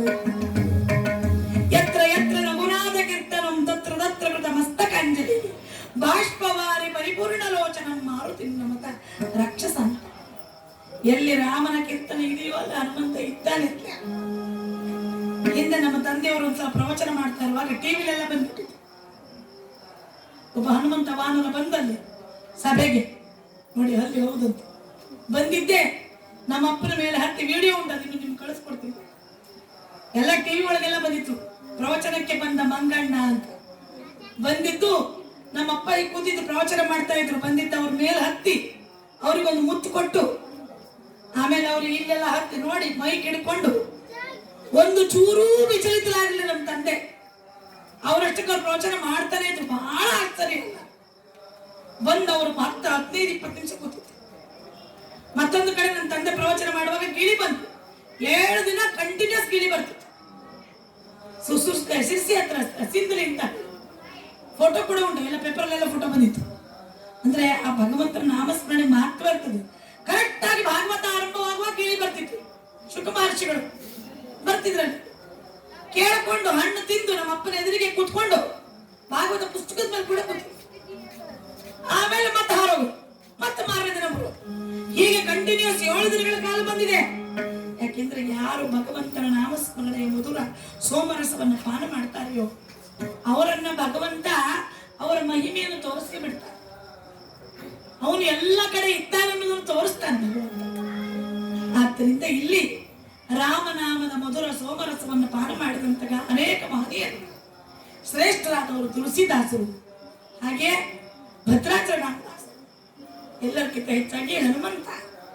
ಆದ್ದರಿಂದ ಯಾರು ರಾಮನಾಮದ ಮಧುರ ಸೋಮರಸವನ್ನು ಕುಡಿದಿದ್ದಾರೆಯೋ ಅವರು ಜಗತ್ತಿನಲ್ಲಿಯೇ ಪ್ರಸಿದ್ಧರಾಗಿದ್ದಾರೆ. ಅವರಿಗೆ ಸರಿಸಾಟಿ ಬೇರೆ ಯಾರು ಇಲ್ಲ. ಈ ಮೂವರಲ್ಲಿ ಒಬ್ಬನಾದ ಹನುಮಂತ ಹೇಗೆ ಸಮುದ್ರವನ್ನು ಹಾರಿ ಸೀತಾನ್ವೇಷಣೆಯನ್ನು ಮಾಡಿ ರಾಮನ ಉಂಗುರವನ್ನು ಕೊಟ್ಟು ಸೀತಾದೇವಿ ಕೊಡುವಂತಹ ಚೂಡಾಮಣಿಯನ್ನು ತರ್ತಾಳೆ ಎನ್ನುವ ಕಥೆಯೇ ಮುದ್ರಿಕಾ ಪ್ರಧಾನ ಎನ್ನುವಂಥ ಕಥಾಭಾಗ. ಸುಂದರವಾದ ಕಥಾಭಾಗ. ಎಲ್ಲರೂ ಆ ಕಥಾಭಾಗವನ್ನ ಶ್ರದ್ಧೆಯಿಂದ ಶ್ರವಣ ಮಾಡೋಣ. ಮೊದಲೊಂದು 2 ನಿಮಿಷ ಭಜನೆ ಹೇಳ್ತಿರಲ್ಲ, ನೋಡೋಣ ಎಷ್ಟು ಚೆನ್ನಾಗಿ ಹೇಳ್ತೀವಿ. ಅಯೋಧ್ಯವಾಸಿ ರಾಮ್ ಹೇಳ್ಬೇಕು. ಅಯೋಧ್ಯವಾಸಿ ರಾಮ್ ರಾಮ್ ದಶರಥ ನಂದನ ರಾಮ್ ರಾಮ್ ಶ್ರೀರಾಮ್ ದಶರಥ ನಂದನ ರಾಮ್ ರಾಮ್ ದಶರಥ ನಂದನ ರಾಮ್ ಪತಿತ ಪಾವನ ಜಾನಕಿ ಜೀವನ ಪತಿತ ಪಾವನ ಜಾನಕಿ ಜೀವನ ಸೀತಾ ಮೋಹನ ರಾಮ್ ಸೀತಾ ಮೋಹನ ರಾಮ್ ಸೀತಾ ಮೋಹನ ರಾಮ್ ಸೀತಾ ಮೋಹನ ರಾಮ್ ಶ್ರೀರಾಮ ಜಯ ರಾಮ ಜಯ ಜಯ ರಾಮ ಶ್ರೀರಾಮ ಜಯ ರಾಮ ಜಯ ಜಯ ರಾಮ ಶ್ರೀರಾಮ ಜಯ ರಾಮ ಜಯ ಜಯ ರಾಮ ಶ್ರೀರಾಮ ಜಯ ರಾಮ ಜಯ ಜಯ ರಾಮ ಶ್ರೀರಾಮ ಜಯ ರಾಮ ಜಯ ಜಯ ರಾಮ ಶ್ರೀರಾಮ ಜಯ ರಾಮ ಜಯ ಜಯ ರಾಮ ಶ್ರೀರಾಮ ಜಯ ರಾಮ ಜಯ ಜಯ ರಾಮ ಶ್ರೀರಾಮ ಜಯ ರಾಮ ಜಯ ಜಯ ರಾಮ ಸೀತಾ ಮೋಹನ ರಾಮ್ ಸೀತಾ ಮೋಹನ ರಾಮ್ ಸೀತಾ ಮೋಹನ ರಾಮ್ ಸೀತಾ ಮೋಹನ ರಾಮ್ ಅಯೋಧ್ಯವಾಸಿ ರಾಮ್ ರಾಮ್ ರಾಮ್ ಅಯೋಧ್ಯವಾಸಿ ರಾಮ್ ರಾಮ್ ರಾಮ್ ಅಯೋಧ್ಯವಾಸಿ ರಾಮ್ ಅಯೋಧ್ಯವಾಸಿ ರಾಮ್ ರಾಮ್ ರಾಮ್ ದಶರಥ ನಂದನ ರಾಮ್ ರಾಮ್ ದಶರಥ ನಂದನ ರಾಮ್ ಶ್ರೀರಾಮ್ ದಶರಥ ನಂದನ ರಾಮ್ ಪತಿತ ಪಾವನ ಜಾನಕಿ ಜೀವನ ಸೀತಾ ಮೋಹನ ರಾಮ್ ಸೀತಾ ಮೋಹನ ರಾಮ್ ಸೀತಾ ಮೋಹನ ರಾಮ್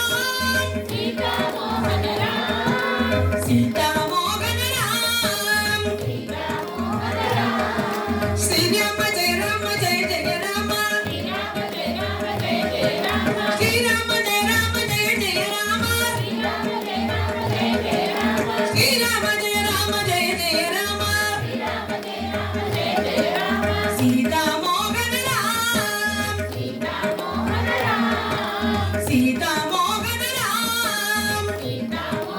ರಾಮ್ ಅಯೋಧ್ಯವಾಸಿ ರಾಮ್ ರಾಮ್ ರಾಮ್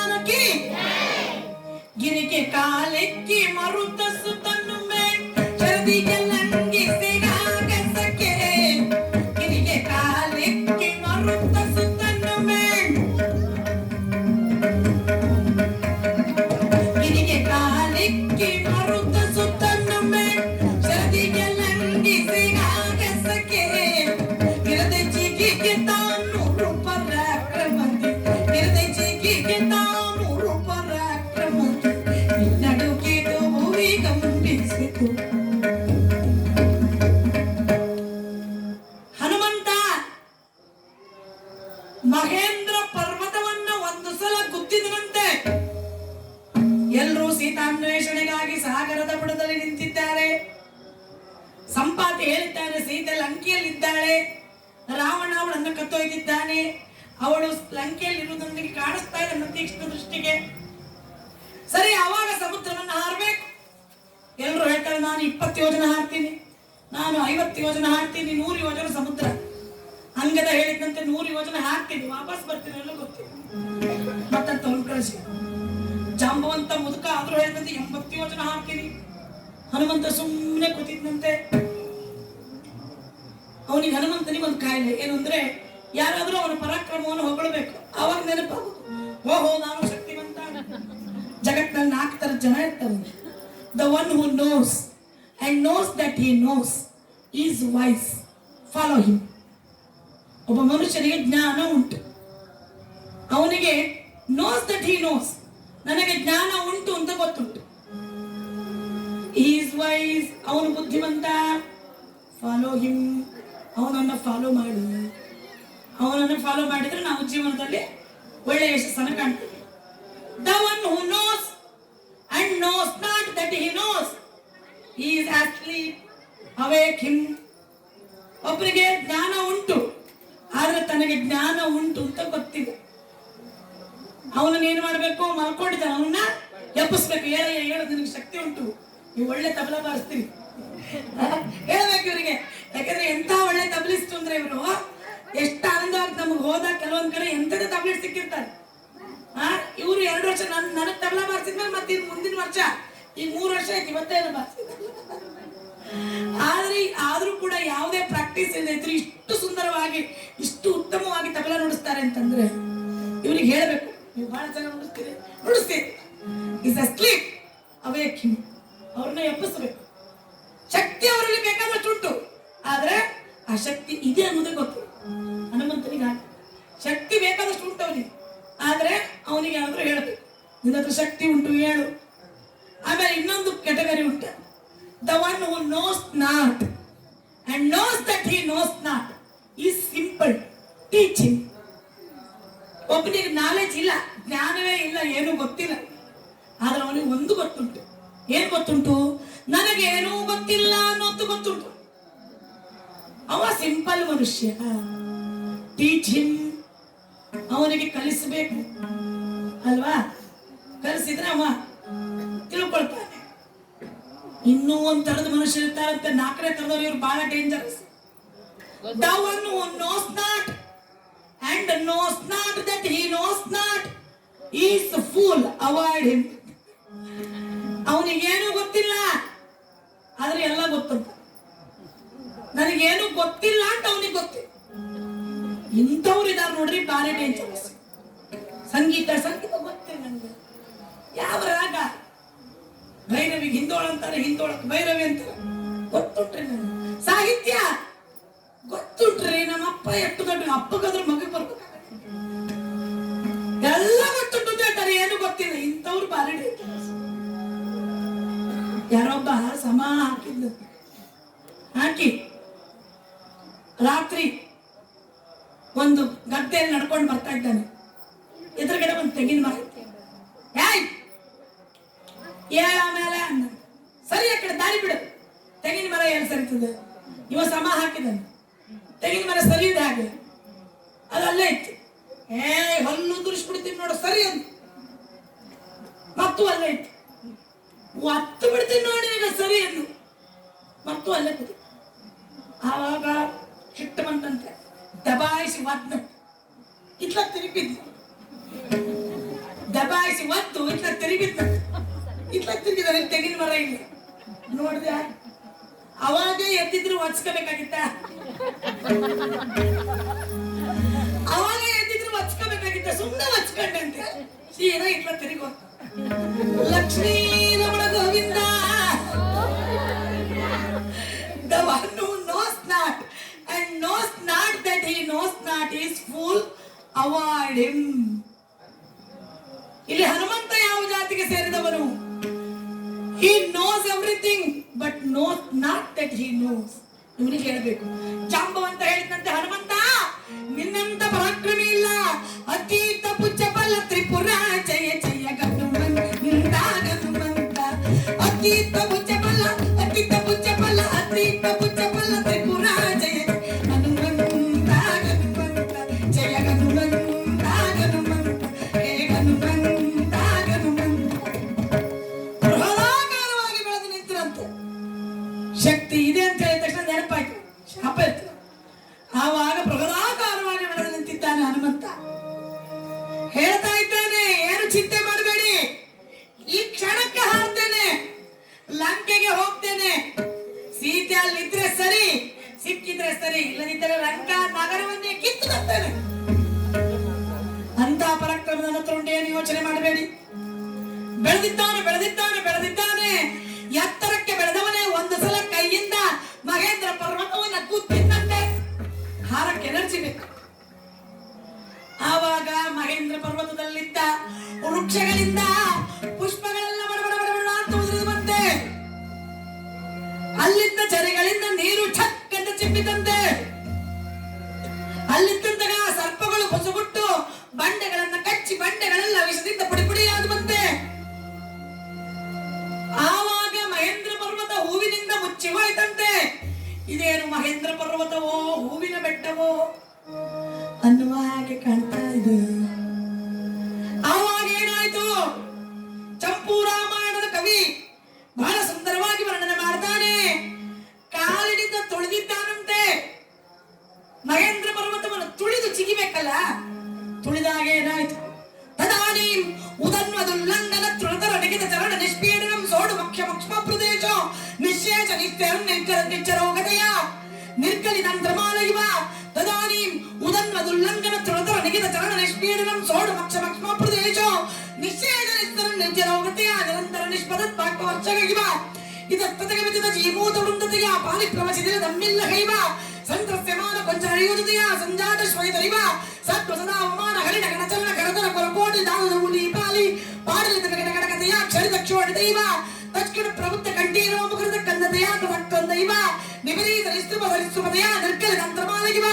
ಪೂರ್ಣ ಮಾತರು ವಡ ಪದಾರ್ಥ ಧನದ ವೃಂದ ಸಂಧಿತ ಶ್ರೀಕರ ನಿಖರ ಕೋರಗಿದ ಆಕಾರತೆಯ ಸಮಪಜಾತ ಸ್ವೇದಗಿವ.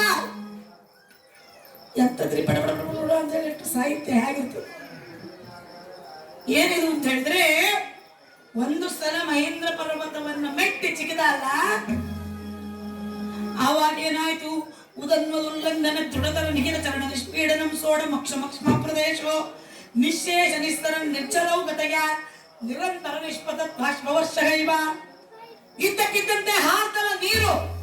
ಒಂದ್ಸಲ ಜಿಗಿದ ತಕ್ಷಣ ಅಲ್ಲಿದ್ದ ಪರ್ವತದಲ್ಲಿ ಅನೇಕ ನದಿಗಳಿತ್ತು, ಝರಿಗಳಿತ್ತು. ಎಲ್ಲ ನೀರು ಮೇಲೆ ಚಿಮ್ಮಿಟ್ಟು.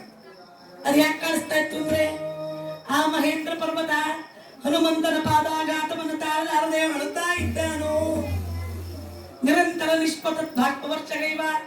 ಇದಕ್ಕದಗಮಿತಿಯ ಜೀಮೂತ ವೃಂದತೆಯ ಪಾರಿಪ್ಲವಚಿತರ ದಮ್ಮಿಲ್ಲ ಹೈವ. ಆ ಕಡೆ ಈ ಕಡೆ ಮೋಡ ಓಡಾಡ್ತಾ ಇದ್ರೆ ಅಳಗಾಡ್ಬಿಡ್ತು ಮೋಡಗಳೆಲ್ಲ ಒಂದ್ಸಲ. ಅದು ಯಾಕೆ ಕಾಣಿಸ್ತಾ ಇತ್ತು ಅಂದ್ರೆ, ಇವ ತಲೆ ಕೆದ್ರೆ ನಿಂತ ಕಾಣಿಸ್ತು ಮಹೇಂದ್ರ ಪರ್ವತ.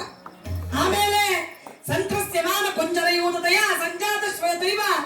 ಅಲ್ಲಿ ಇಲ್ಲಿ ಆನೆಗಳೆಲ್ಲ ಓಡಾಡಿದ್ವು, ಸಾವಿರಾರು ಆನೆಗಳಿದ್ವು ಅಲ್ಲಿ. ಆ ಕಡೆ ಈ ಕಡೆ ಹೋದ್ವು. ಅದು ಹೇಗೆಂದ್ರೆ, ಈ ತಲೆ ಮೇಲೆ ಯಾರಾದ್ರೂ ಹೊಡೆದ್ರೆ ಗುಬುಟು ಬರ್ತದ ನೋಡಿ, ತಪ್ಪಂತ ಗುಬುಟು ಬರ್ತದೆ, ದಪ್ಪ ಆಗ್ತದೆ. ಯಾರಿಗಾದ್ರು ತಲೆಗೆ ಪೆಟ್ಟು ಬಿದ್ರೆ ಅವೆಲ್ಲ ಹ್ಯಾಕ್ ಕಡಿಸಿದ್ವು ಅಂದ್ರೆ, ಹನುಮಂತನ ಪಾದಾಘಾತವನ್ನು ತಾಳಲಾರದೆ ಪರ್ವತದ ಮೇಲೆಲ್ಲ ಗುಬುಟು ಬಂದು ಹಾಕಿ ಕಾಣಿಸ್ತಿದ್ವಂತೆ ಆನೆಗಳು. ಪಟ್ಟು ಪರ್ವತ. ಆಮೇಲೆ ಆ ಜಿಂಕೆಗಳೆಲ್ಲ ಓಡಾಡಿ ಮಣ್ಣನ್ನು ಕೆರೆದವಲ್ಲ, ಹೆದರಿ ಹನುಮಂತನ ಪಾದಾಘಾತಕ್ಕೆ ಪರ್ವತ ಗಡಗಡ ನಡಗಿದಾಗ ಹೆದರಿ ಜಿಂಕೆಗಳೆಲ್ಲ ಓಡಾಡಿ ಕೆರೆದು ಬಿಡುವ ಮಣ್ಣನ್ನ. ಅದು ಯಾಕೆ ಕಾಣಿಸ್ತು ಅಂತ ಹೇಳಿದ್ರೆ, ಹನುಮಂತನ ಪಾದಾಘಾತದಿಂದ ರಕ್ತ ಸುರಿತಾ ಇರುವಾಗ ಕಾಣಿಸ್ತಾರೆ. ಆಮೇಲೆ ಇನ್ನೂ ಸುಂದರವಾಗಿ ಹೇಳಿದ್ರು, ಗೂರ್ಣವಾನ ತರುಬಿಡಪ ವೃಂದತ್ತಾಡಿತ. ಹೋಗಿ ಮೇಲೆ ಹೋಗಿ ಮರಗಳೆಲ್ಲ ಮೋಡಕ್ಕೆ ಬೆಳೆದು ಬಂತೆ. ಹೀಗೆ ಜಿಗಿದ ತಕ್ಷಣ ಒಂದ್ಸಲ ಮೇಲೆ ಹಾಕ್ತಲ್ಲ ಪರ್ವತ. ಹನುಮಂತನ ಪದಾಘಾತವನ್ನು ತಾಳಲಾರದೆ ಆ ಮರಗಳೆಲ್ಲ ಮೇಲಕ್ಕೆ ಬಡಿದ್ರೆ ಆ ಮೋಡಗಳಿಗೆ ತಾಗಿ ಹನಿ ಹನಿ ಹನಿ ಹನಿ ಹನಿ ಮಳೆ ಬಿತ್ತಂತೆ. ಶೀಕರಣಿಕರ ಕೋರಕಿದ ಹೃದಯ ಸಮುಪಜಾತ ಸ್ವೇದೈವ. ಅದು ಯಾಕೆ ಕಾಣಿಸ್ತಂತೆ? ನೀವೆಲ್ಲ ಕೂತಿ ಬೆವರ್ತಿದಿರಲ್ಲ ಇಲ್ಲಿ, ಹಂಗೆ ಆ ಮಹೇಂದ್ರ ಪರ್ವತಕ್ಕೆ ಬೆವರು ಬಂದು ಕಾಣಿಸ್ತ. ಎಂಥ ವರ್ಣನೆ ನೋಡು. ಉದನ್ವದುಲ್ಲಂಘನ ತುಡತರ ನಿಗಿತ ಚರಣ ನಿಷ್ಪೀಡನಂ ಸೋಡು ಮಕ್ಷಮಕ್ಷ ಪ್ರದೇಶ ನಿಶೇಷ ನಿಸ್ತರ ನಿರ್ಜನೌಗತೆಯ ನಿರಂತರ ನಿಷ್ಪದ ಭಾಗ್ಯವರ್ಷ ಇವ ಇತಸ್ತತಕ ವಿತದ ಜೀಭೂತ ವೃಂದತೆಯ ಪಾರಿಪ್ರವಚಿತರ ಧಮ್ಮಿಲ್ಲ ಗೈವ ಸಂತ್ರಸ್ಯಮಾನ ಕುಂಜರಯುತದೆಯ ಸಂಜಾತ ಶ್ವೇತೈವ ಸಾತ್ವ ಸದಾವಮಾನ ಹರಿಣ ಗಣಚರಣ ಕರತರ ಕೊರ ಕೋಟಿ ಧಾತು ಧೂಲಿ ಪಾಲಿ ಪಾಡಿಲಿದ ನಿಕಟಕಟಕತೆಯ ಚರಿತ ಕ್ಷೋಣಿತೈವ ತಕ್ಷಣ ಪ್ರಬುದ್ಧ ಕಂಠೀರುವ ಮುಗ್ರದ ಕಂದರದೆಯ ಪ್ರದಕ್ತಂದೈವ. ಸಿಂಹಗಳೆಲ್ಲ ಒಮ್ಮೆ ಗರ್ಜನೆ ಮಾಡಿದ್ವಂತೆ. ಅದು ಯಾಕೆ ಕೇಳಿಸ್ತು ಅಂದ್ರೆ ಇವನ ಪಾದಾಘಾತವನ್ನು ತಡೆಯಲಾರದೆ ಮಹೇಂದ್ರ ಪರ್ವತ ಗರ್ಜನೆ ಮಾಡಿದಂಗೆ ಕಾಣಿಸ್ತಂತೆ. ಸರಿ, ಹನುಮಂತ ಹೊರಟಂತೆ. ಈ ರಚನೆ ನೋಡಿದಾಗ ಎಷ್ಟು ಆನಂದವಾಗ್ತದೆ ಅಂದ್ರೆ, ರಚನೆ ಮಾಡುವುದರಲ್ಲಿಯೂ ಒಂದು ಕೆಪಾಸಿಟಿ ಇರ್ಬೇಕು. ಎಲ್ಲರ ಹತ್ರ ಸಾಧ್ಯ ಇಲ್ಲ. ಸಾಹಿತ್ಯ ಅಂದ್ರೆ ಸುಮ್ಮನೆ ಬರುವಂತ.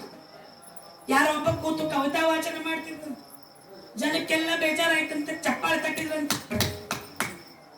ಆವಾಗ ಇವ ತಿಳ್ಕೊಂಡ, ಓಹೋ ನನ್ನ ಕವಿತಾ ವಾಚನ ಭಾರಿ ಖುಷಿಯಾಗಿದೆ ಅಂತ ಮುಂದುವರಿಸಿದ್ರು. ಮತ್ತೆ ಚಪ್ಪಾಳೆ ತಟ್ಟಿದ್ರು, ಮತ್ತೆ ಮುಂದುವರಿಸ್ದ. ಒಬ್ಬ ದಡೂತಿ ಮನುಷ್ಯ ಇದ್ದಂತ ಸಭೆ ಒಳಗೆ ದೊಡ್ಡ ದೊಣ್ಣೆ ಹಿಡ್ಕೊಂಡು ಬಂದ್ ಆ ಕಡೆಯಿಂದ ಈ ಕಡೆ ಇವ್ರ ಮುಂದೆ ಸ್ಟೇಜಲ್ಲಿ ಆ ಕಡೆಯಿಂದ ಈ ಕಡೆಯಿಂದ ಆ ಕಡೆ ಆಟಾಡಿದಂತೆ ಮಾಡಿದಂತ ಪುಣ್ಯಾತ್ಮ. ನನ್ನ ಕವಿತಾ ವಾಚನ ಬೇಡ ಅಂದ್ರೆ ಹೇಳಿ ಬಿಟ್ಬಿಡ್ತೀನಿ. ನೀ ಅಟ್ಲಾಗಿಟ್ಲ ಓಡಾಡ್ಬಿಡ, ನಂಗೆ ಹೆದರಿಕೆ ಆಗುತ್ತೆ. ಏನು ಯೋಚನೆ ಮಾಡಬೇಡ್ರಿ, ನೀವು ಮುಂದುವರಿಸ್ರಿ. ನಿಮ್ಮೇಲೆ ಏನು ಬೇಜಾರಿಲ್ಲ, ನೀವು ಮುಂದುವರಿಸ್ರಿ. ಮತ್ ಮುಂದುವರಿಸ್ತಾ ಮತ್ತ ಆ ಕಡೆಯಿಂದ ಈ ಕಡೆಯಿಂದ ಆ ಕಡೆ ಓಡಾಡ್ದೇವ. ತಲೆಬಿಸಿ ಮರ ನೀ ಯಾಕೆ ಓಡಾಡ್ತೀರಿ? ನಿನ್ನ ಮೇಲೆ ಏನು ಬೇಜಾರಿಲ್ಲ, ನೀವು ಮುಂದುವರಿಸ್ರಿ. ನಿಮ್ಮನ್ನ ಕರೆಸ್ತಾ ಇವ್ರು ಯಾರೋ ಅವ್ರು ನೋಡ್ತಿದ್ದೀನಿ. ತಲೆ ಒಳಗ ಲಕ್ಷ್ಮೀ ರಮಣ ಗೋವಿಂದ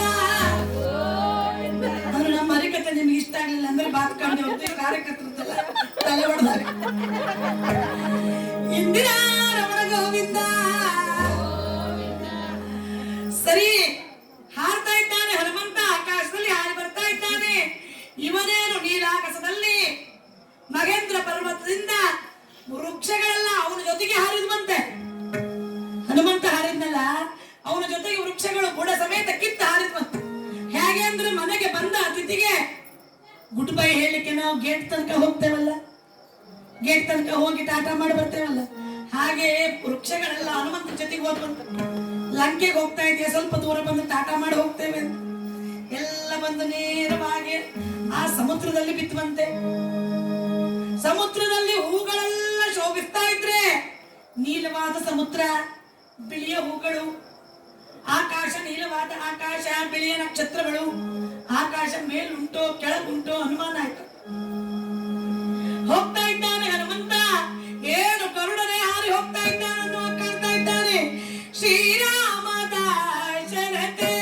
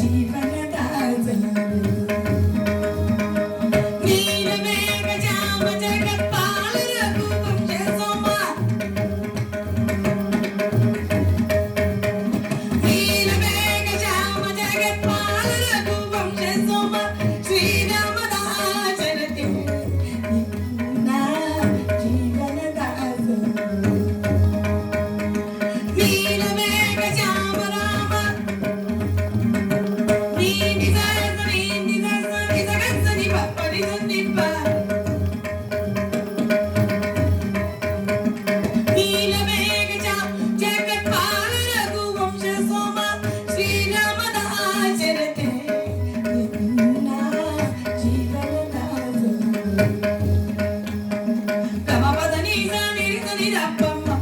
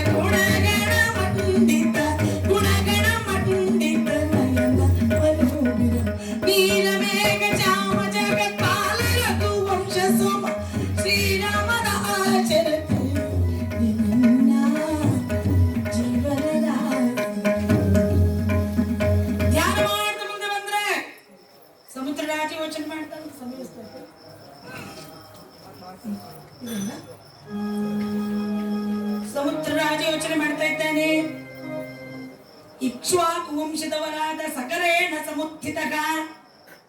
ಇಕ್ಷ್ವಾಕು ವಂಶದವರಾದ ಸಗರ ಪುತ್ರರಿಂದ ನಾನು ಉತ್ತರಿಸಲ್ಪಟ್ಟೆ. ಆದ್ದರಿಂದ ಇಕ್ಷ್ವಾಕು ಸಚಿವಚ್ಚಾಯಂ, ಇಕ್ಷ್ವಾಕು ಕುಲ ಸಂಭೂತನಾದ ಸಾಕ್ಷಾತ್ ನಾರಾಯಣನ ಅವತಾರಿಯಾದ ಶ್ರೀರಾಮಚಂದ್ರನ ದೂತ. ಆದ್ದರಿಂದ ಅವಸಿ ದಿತುಮರ್ಹಸಿ, ಇವನನ್ನು ನಾವು ಸತ್ಕಾರ ಅಂತ ಸಮುದ್ರ ರಾಜ ಯೋಚನೆ ಮಾಡ್ತಾನೆ. ಕೃತೇಚ ಪ್ರತಿಕರ್ತವ್ಯಂ ಏಷ ಧರ್ಮ ಸನಾತನ. ನೋಡಿ, ಉಪಕಾರ ಮಾಡಿದವರಿಗೆ ಉಪಕಾರ ಮಾಡಬೇಕು, ಉಪಕಾರ ಮಾಡದವರಿಗೂ ಉಪಕಾರ ಮಾಡಬೇಕು, ಉಪಕಾರ ಮಾಡಿದವರಿಗಂತೂ ಉಪಕಾರ ಮಾಡಲೇಬೇಕು. ಆವಾಗ ಕೃತೇಚ ಕರ್ತವ್ಯಂ ಏಷ ರಾಜ ಸನಾತನ, ಏಷ ಧರ್ಮ ಸನಾತನ. ಸರಿ, ಆವಾಗ ಸಮುದ್ರ ರಾಜ ಯೋಚನೆ ಮಾಡ್ತಾನೆ. ಮೈನಾಕ ಎನ್ನುವಂತಹ ಪರ್ವತ, ಅವನು ಸಮುದ್ರದಲ್ಲಿ ಅಡಗಿ ಕುಳಿತಿರ್ತಾನೆ. ಇಂದ್ರನ ಭಯದಿಂದ ಅವನಿಗೆ ಹೇಳ್ತಾನೆ, ಮೈನಾಕ ಮೇಲೇಳಯ್ಯ. ಅವನಿಗೆ ಮೇಲಕ್ಕೂ ಕೆಳಕ್ಕೂ ಅಕ್ಕಕ್ಕೂ ಪಕ್ಕಕ್ಕೂ ಬೆಳೆಯುವಂತಹ ಸಾಮರ್ಥ್ಯ ಇರ್ತದೆ.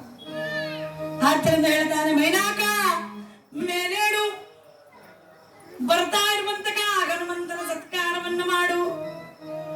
ಕೃತೇಜ ಪ್ರತಿಕರ್ತವ್ಯಂ ಅಂತ ಹೇಳ್ತಲ್ಲ, ಉಪಕಾರ ಮಾಡಿದವರಿಗೆ ಉಪಕಾರ ಮಾಡಬೇಕು. ಆವಾಗ ಒಂದ್ಸಲ ಏನಾಯ್ತಂತೆ, ರಾಜ ಅಂತ ಹೇಳಿ ವಿಕ್ರಮಾದಿತ್ಯ ಅವ ಒಂದ್ಸಲ ಕಾಡಿಗೆ ಹೋಗ್ತಾನೆ. ಕಾಡಿಗೆ ಹೋದಾಗ ಅವನಿಗೆ ದಾರಿ ತಪ್ಪಿ ಹೋಗ್ತದೆ. ಅಲ್ಲಿ ಒಬ್ಬ ವೃದ್ಧನಾದಂತಹ ವಿಪ್ರ ಬ್ರಾಹ್ಮಣ, ಅವನು ಇವನಿಗೆ ಊರಿನ ದಾರಿ ತೋರಿಸ್ತಾನೆ. ಅವನನ್ನ ಆಸ್ಥಾನಕ್ಕೆ ಕರೆಸಿ ನಾನಾ ವಿಧವಾಗಿ ಸನ್ಮಾನ ಮಾಡ್ತಾನೆ. ಎಷ್ಟು ಸಲ ಸನ್ಮಾನ ಮಾಡ್ತಾನೆ. ಯಾವಾಗ ಸಿಕ್ಕರು ಈ ಪುಣ್ಯಾತ್ಮ ನನಗೊಂದು ದಾರಿ ತೋರಿಸಿದ, ಕಾಡಲ್ಲಿ ದಾರಿ ತಪ್ಪಿದ್ದೆ ನಾನು, ನನಗೊಂದು ದಾರಿ ತೋರಿಸಿದ. ಆವಾಗ ಅವನಿಗೆ ಅನುಮಾನ ಬರ್ತದೆ, ಆ ವಿಪ್ರನಿಗೆ ಈ ರಾಜ ಸುಳ್ಳೆ ಹೇಳ್ತಾ ಇದ್ದಾನೆ ಅಥವಾ ಇವನಿಗೆ ನಿಜವಾಗಿ ಕೃತಜ್ಞತೆ ಉಂಟು. ನಮಗಂತೂ ಕೃತಜ್ಞತೆ ಇಲ್ವೇ ಇಲ್ಲ ಅಲ್ವಾ? ನಿಜವಾಗಿ ಕೃತಜ್ಞತೆ ಉಂಟು ಅಥವಾ ಏನಾದ್ರೂ ಸುಳ್ಳು ಹೇಳ್ತಾ ಇದ್ದ, ನೀವು ನೋಡುವ ಅಂತ ಹೇಳಿ ಇವನೇನ್ ಮಾಡ್ತಾನೆ, ರಾಜನ ಮಗನನ್ನ ಅಪಹರಿಸಿ ತೆಗೆದುಕೊಂಡು ಹೋಗಿ ಮನೇಲಿ ಇಡ್ತಾನೆ. ಆಮೇಲೆ ರಾಜನ ಮಗನ ಆಭರಣವನ್ನ ಮಾರಲಿಕ್ಕೆ ಬರ್ತಾನೆ. ಗೊತ್ತಾಗ್ತದೆ ರಾಜನ ಮಗ ಇಲ್ಲ, ಮಗನ ಆಭರಣದಲ್ಲಿ ರಾಜ ಮುದ್ರಿಕೆ ಇರ್ತದೆಯಲ್ಲ. ಆವಾಗ ಅವನನ್ನು ಹಿಡ್ಕೊಂಡು ಹೋಗಿ ರಾಜನ ಮುಂದೆ ನಿಲ್ಲಿಸ್ತಾರೆ. ಕೇಳ್ತಾನೆ, ಏನಯ್ಯ ಮಾಡಿದೆ? ಇಲ್ಲ, ನಿನ್ನ ಮಗನನ್ನು ನಾನು ಅಪಹರಿಸಿದೆ, ಅವನ ಆಭರಣಗಳನ್ನು ತಗೊಂಡೆ, ಅವನನ್ನ ಕೊಂದು ಹಾಕಿದ್ದೇನೆ. ಈಗ ನನಗೆ ಏನು ಶಿಕ್ಷೆ ಕೊಡ್ತೀಯೋ ಕೊಡು. ಯಾರಾದ್ರೂ ಮಗನನ್ನು ಕೊಂದು ಹಾಕಿದ್ದರೆ ರಾಜ ಏನ್ ಶಿಕ್ಷೆ ಕೊಡ್ಬೋದು? ಇವನು ಹೇಳ್ತಾನಂತ, ಅಯ್ಯೋ, ಇಂಥ ಮಹಾತ್ಮನಿಗೆ ನಾನು ಶಿಕ್ಷೆ ಕೊಡೋದೇ? ಕಾಡಿನಲ್ಲಿ ದಾರಿ ಕಳೆದಿದ್ದಾಗ ನನಗೆ ಮಾರ್ಗದರ್ಶನ ಮಾಡಿದ ಮಹಾತ್ಮ ಇವು. ಅಲ್ಲೇ ಇರ್ಲಪ್ಪ ಕೃಷ್ಣ, ಆಯ್ತಾ? ಮಾರ್ಗದರ್ಶನ ಮಾಡಿದ ಮಹಾತ್ಮ ಇವ ರಾಜನಿಗೆ ದಾರಿ ತೋರಿಸ್ಲಿಕ್ಕೆ ಬಂದಿದ್ದ. ಸರಿ, ಅವಾಗ ಆದ್ದರಿಂದ ನಾನು ಇವನಿಗೆ ಶಿಕ್ಷೆ ಕೊಡ್ಲಿಕ್ಕೆ ಸಾಧ್ಯ ಇಲ್ಲ, ಇವನನ್ನು ಬಿಟ್ಟು ಬಿಡಿ. ಆ ಕ್ಷಣಕ್ಕ ಬ್ರಾಹ್ಮಣ ಕಣ್ಣಲ್ಲಿ ನೀರು ಸುರಿಸ್ತಾ ಮಗನನ್ನು ತಂದು ಒಪ್ಪಿಸ್ತಾನೆ. ರಾಜನಿಗೆ ಹೇಳ್ತಾನೆ, ನಿನ್ನ ಮಗನನ್ನು ಕೊಂದಿದ್ದೇನೆ ಅಂತ ಹೇಳಿದ್ರು ಕೂಡ ನೀ ನನಗೆ ಶಿಕ್ಷೆ ಕೊಡ್ಲಿಲ್ಲಲ್ಲ, ನೀನು ಎಂತ ಮನುಷ್ಯ? ಆವಾಗ ರಾಜ ಹೇಳ್ತಾನೆ, ಉಪಕಾರಿಷು ಯಸ್ಸಾಧುಹು ಸಾಧುತ್ವೇ ತಸ್ಯ ಕೋ ಗುಣಃ, ಅಪಕಾರಿಷು ಯಸ್ಸಾಧುಹು ಸಸಾಧು ಸತ್ಪಿರುಚ್ಯತೆ. ನಮಗೆ ಉಪಕಾರ ಮಾಡಿದವರಿಗೆ ನಾವು ಉಪಕಾರ ಮಾಡಿದ್ರೆ ಏನು ಉಪಯೋಗ ಇಲ್ಲ. ನಮಗೆ ಅಪಕಾರ ಮಾಡಿದವರಿಗೂ ನಾವು ಉಪಕಾರ ಮಾಡಿದ್ರೆ ಆವಾಗ ಅದು ನಮಗೆ ಮಾತ್ರ. ಇಲ್ಲಿ ಸಮುದ್ರ ರಾಜ ಹೇಳ್ತಾನೆ, ಕೃತೇಚ ಪ್ರತಿಕರ್ತವ್ಯಂ ಏಷ ಧರ್ಮ ಸನಾತನಗ. ನನ್ನನ್ನು ಉಪಕರಿಸಿ ನನ್ನನ್ನು ಸಮುದ್ರ ರಾಜನನ್ನಾಗಿ ಮಾಡಿದಂತಹ ಸಗರ ಪುತ್ರರು, ಅವರ ವಂಶದಲ್ಲಿ ಬರುವಂತಹ ರಾಮಚಂದ್ರ, ಅವನು ಇಲ್ಲಿ ಬರ್ತಾ ಇದ್ದಾನೆ ಅಂತ ಆದ್ಮೇಲೆ ಅವನ ದೂತ, ನಾವು ಅವನನ್ನ ಆ ರೀತಿ ಸತ್ಕಾರ ಮಾಡಬೇಕು. ಮೈನಾಕ ಮೇಲೆ ಹೋಗು, ನಿನ್ನ ಮೇಲೆ ಹನುಮಂತ ಕುಳಿತು ವಿಶ್ರಮಿಸಿಕೊಳ್ಳಲಿ, ನಿನ್ನ ಝರಿಗಳಲ್ಲಿ ನೀರನ್ನು ಕುಡಿಯಲಿ, ನಿನ್ನ ಮೇಲೆ ಬೆಳೆದಿರುವಂತಹ ವೃಕ್ಷಗಳಿಂದ ಹಣ್ಣನ್ನು ತಿನ್ನಲಿ, ಮಧುವನ್ನು ತಿನ್ನಲಿ, ಮಧುವನ್ನು ಕುಡಿಯಲಿ. ಹನುಮಂತನಿಗೆ ಅತಿ ಸತ್ಕಾರವನ್ನು ಮಾಡು. ನೇರವಾಗಿ ಮೇಲಕ್ಕೆತ್ತಿದ್ದಾನೆ ಮೈನಾಕ. ನೋಡ್ತಾ ಇದ್ದಾನೆ ಹನುಮಂತ, ತನ್ನ ಹಾರಾಟಕ್ಕೊಂದು ವಿಘ್ನ ಬಂತಲ್ಲ ಅಂತ ಯೋಚನೆ ಆಶ್ರಿತ ಮಧ್ಯರ್ಥಂ ಮಗ ವೇಗೋ ಮಗ ಕಪಿಕಿ ಉರಸ ಪಾತಯಾಮಾಸ ಚೀಮೂತಮಿವ ಮಾರುತಗ. ಒಂದೇ ಸಲಕ್ಕೆ ಹೋಗಿ ತನ್ನ ಎದೆಯಿಂದ ಕಟ್ಟಿಸಿಬಿಡು. ಮೈನಾಕ ಗಡಗಡ ಗಡಗಡ ಗಡ ನಡುಗೋದ. ಮೇಲ್ಭಾಗದಲ್ಲಿ ಕಾಣಿಸ್ತಾ ಇದ್ದಾನೆ ಮೈನಾಕ ಪರ್ವತದ ಅಧಿದೇವತೆ. ಹನುಮಂತ ನಿಲ್ಲು ನಿಲ್ಲು, ವಾತಿಸುತ್ತ ಕೇಳೋಕದಲ್ಲಿ ಪ್ರಖ್ಯಾತರೈವರು ತಂದೆಯರು. ಜಗತ್ತಿನಲ್ಲಿ 5 ಜನ ತಂದೆಯರಂತೆ. ಪ್ರತಿಯೊಬ್ಬ ಮನುಷ್ಯನಿಗೂ 5 ಜನ ತಂದೆ. ಜನಿತ, ಜನ್ಮ ಕೊಟ್ಟ ತಂದೆ. ಉಪನೀತ, ಉಪನಯನ ಮಾಡಿದವರು ತಂದೆ ಜಾಗದಲ್ಲಿ ಬೇರೆ ಯಾರು ನಿಂತರೆ ಅವನು ತಂದೆ ಸಮಾನ. ಎಚ್ಚ ವಿದ್ಯಾಂ ಪ್ರಯಚ್ಛತಿ, ಯಾರು ವಿದ್ಯೆಯನ್ನು ಕೊಡ್ತಾನೋ ಗುರು, ಅವನು ತಂದೆಗೆ ಸಮಾನ. ಅನ್ನದಾತ, ಅನ್ನವನ್ನು ಕೊಟ್ಟವನು ಹಸಿದಾಗ ಅವನು ತಂದೆಗೆ ಸಮಾನ. ಭಯತ್ರಾತ, ಅಪಾಯದಲ್ಲಿದ್ದಾಗ ನಮ್ಮನ್ನ ಕಾಪಾಡಿದವನು, ಅವನು ಕೂಡ ತಂದೆಯ ಸ್ಥಾನಕ್ಕೆ ಬರ್ತಾನೆ. ಜನಿತಾ ಚೋಪನೇತಾ ಚ ಎಷ್ಟ ವಿದ್ಯಾಂ ಪ್ರಯಚ್ಛತಿ, ಅನ್ನದಾತ ಭಯತ್ರಾತ ಪಂಚೈತೆ ಪಿತರ ಸ್ಮೃತ. ನಿನ್ನ ಅಪ್ಪನಾದ ವಾಯುದೇವ ಈ ಲೆಕ್ಕದಲ್ಲಿ ನನಗೂ ತಂದೆ ಆಗ್ಬೇಕು. ಹಿಂದೆ ಪರ್ವತಗಳಿಗೆಲ್ಲ ರೆಕ್ಕೆ ಇತ್ತು, ಪರ್ವತಗಳೆಲ್ಲ ಹಾರಾಡ್ತಾ ಇತ್ತು, ಎಲ್ಲಿ ಬೇಕಂದ್ರೆ 6 ಜನಗಳಿಗೆ ಭಯವನ್ನುಂಟು ಮಾಡ್ತಾ ಇತ್ತು. ಆವಾಗ ದೇವೇಂದ್ರ ಏನ್ ಮಾಡ್ದ, ವಜ್ರಾಯು ತಗೊಂಡು ಎಲ್ಲಾ ಪರ್ವತದ ರೆಕ್ಕೆಯನ್ನು ಕತ್ತರಿಸಿ ಹಾಕಿದ. ಆವಾಗ ನನ್ನನ್ನು ಅಟ್ಟಿಸಿಕೊಂಡು ಬಂದ. ನಿನ್ನ ತಂದೆಯಾದ ವಾಯುದೇವ ಜೋರಾಗಿ ಬೀಸಿ ನನಗೆ ಉಪಕಾರ ಮಾಡಿ ನನ್ನನ್ನು ಸಮುದ್ರದಲ್ಲಿ ಕೆಡಕು. ತಸ್ಮಾನ್ ನಾಹಂ ಸಪಕ್ಷೋಸ್ಮಿ ವಿಪಕ್ಷ ಇತಿ ಮಾಂ ಭಜ. ತಸ್ಮಾನ್ ನಾಹಂ ವಿಪಕ್ಷೋಸ್ಮಿ ಸಪಕ್ಷ ಇತಿ ಮಾಂ ಭಜ. ಏನ್ ಹೇಳ್ತಿರ್ತಾರೆ? ಆದ್ರಿಂದ ನಾವು ವಿರೋಧ ಪಕ್ಷದವರಲ್ಲ, ಆಡಳಿತ ಪಕ್ಷದವರಯ್ಯ. ನಾವು ವಿಪಕ್ಷರಲ್ಲ, ಸಪಕ್ಷರೇ. ಇನ್ನೊಂದು ಅರ್ಥ ಏನು? ನಾನು ರೆಕ್ಕೆ ಇಲ್ಲ ಅಂತ ತಿಳ್ಕೊಳ್ಬೇಡ. ಪಕ್ಷ ಅಂದ್ರೆ ರೆಕ್ಕೆ. ನಾನು ರೆಕ್ಕೆ ಇರುವವನೇ.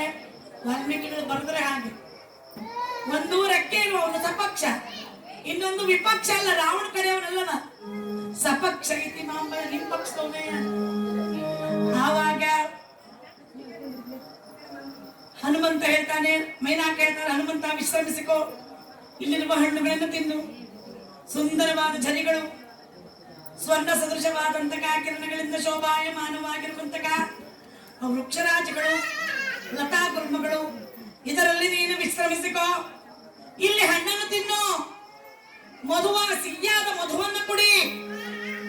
ಆವಾಗ ಹನುಮಂತ ಹೇಳ್ತಾನೆ, ಅಯ್ಯ ಮಿತ್ರ, ನೀನು ನನಗೆ ಸೋದರ ನಿಜ, ಸೋದರ ಆದರೂ ಕೂಡ ಈಗ ನಾನು ರಾಮ ಕಾರ್ಯಕ್ಕಾಗಿ ಹೊರಟಿದ್ದೇನೆ. ಆದ್ದರಿಂದ ಈಗ ಸಮಯವಿಲ್ಲ, ಮುಂದೆಂದಾದರೂ ಬಂದು ವಿಶ್ರಮಿಸ್ತೇನೆ ಅಂತ ಹೇಳಿ ಅವನನ್ನ ಮೈದಡವಿ ಸಮಾಧಾನ ಮಾಡಿ ಅಲ್ಲಿಂದ ಹೊರಟ. ಶ್ರೀರಾಮದ ಶರತೆ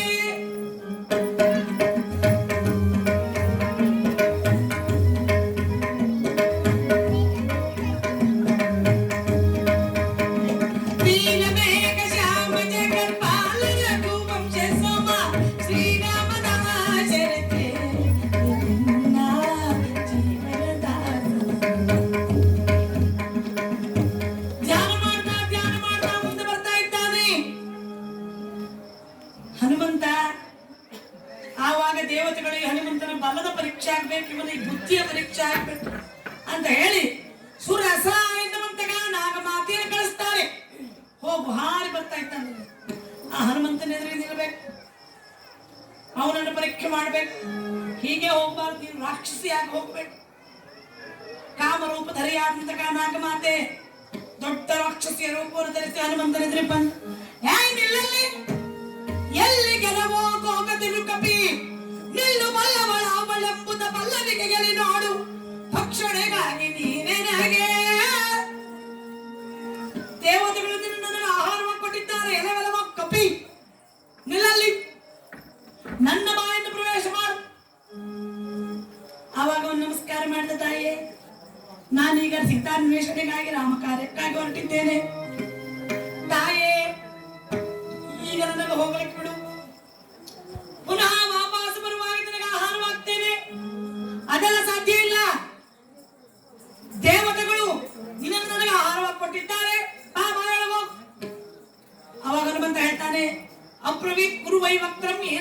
ಕರಿಷ್ಯತೆ. ಹೌದಾ? ಹಾಗಾದ್ರೆ ನನ್ನನ್ನು ನುಂಗು ನೋಡೋಣ. ಹನುಮಂತ 10 ಯೋಜನೆ ಬೆಳೆದಂತೆ, ಇವಳು 20 ಯೋಜನೆ ಬಾಯ್ತು. ಅವ 20 ಯೋಜನೆ ಬೆಳೆದಂತೆ, ಇವಳು ಅಂತ 40 ಯೋಜನೆ ಬಾಯಿ ತೆಗೆದು. ಗೊತ್ತಾಗೋಯ್ತು, ಅಪಾಯ ಬಂದಾಗ ಉಪಾಯವಾಗಿ ತಪ್ಪಿಸಿಕೊಳ್ಬೇಕು ಅಂತ ಹನುಮಂತ ಯೋಚನೆ ಮಾಡಿದಂತೆ. ಏನು ಮಾಡಿದ ಹನುಮಂತ? ತಕ್ಷಣವೇ ಚಿನ್ನರಾಗಿ ಹನುಮಂತ ಬಾಯೊಳಗೆ ಬೆನ್ನತ್ತಿದ್ದು ಗುತ್ತ ಬರಬರಲು ಸರಿ ನಿಸ ತಗಲಿದವ, ಸರಿ ನಿಸ ಸರಿ ನಿಸ ಸರಿ ನಿಸ ತಗಲಿದವ.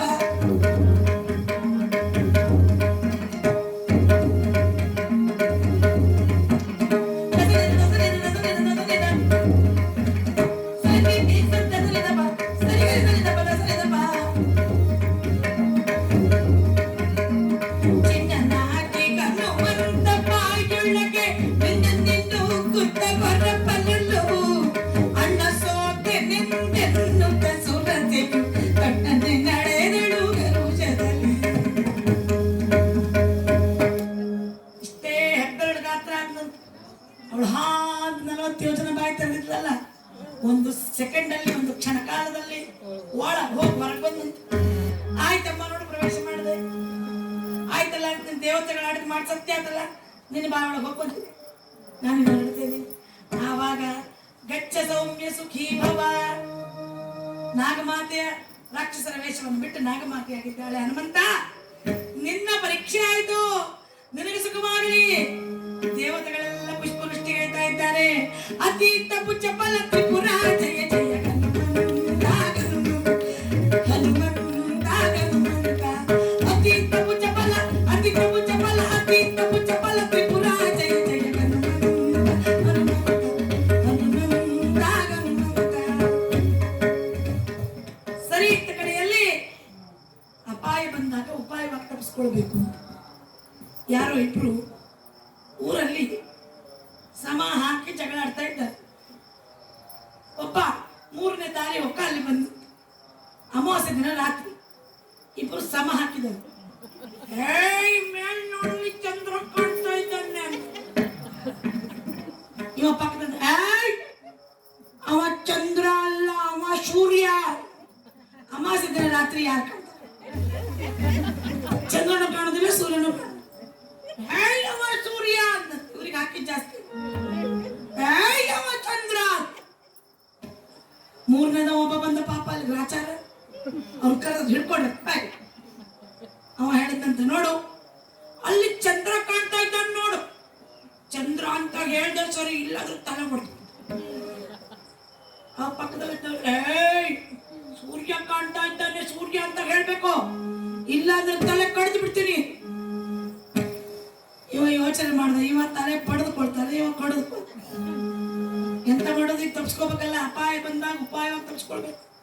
ಅವ ಹೇಳಿದ್ನಂತೆ, ಸ್ವಾಮಿ ನಾ ಇನ್ನು ಈ ಊರಿಗೆ ಹೊಸಬ, ಚಂದ್ರ ಯಾರು ಸೂರ್ಯ ಯಾರು ಗೊತ್ತಿಲ್ಲ. ನಾಳೆ ಬೆಳಿಗ್ಗೆ ನೋಡಿ ಕೇಳಿ ಹೇಳ್ತೀನಿ. ಹಾಗೆ ಆಗಲಿ, ಹೋಗುದು. ಅಪಾಯ ಬಂದಾಗ ಉಪಾಯವಾಗಿ ತಪ್ಪಿಸ್ಕೊಳ್ಬೇಕು. ಎಲ್ಲಿ ಹನುಮಂತ ಮೇಲೆಗಾಲಿದ್ದಾನೆ. ಶ್ರೀರಾಮ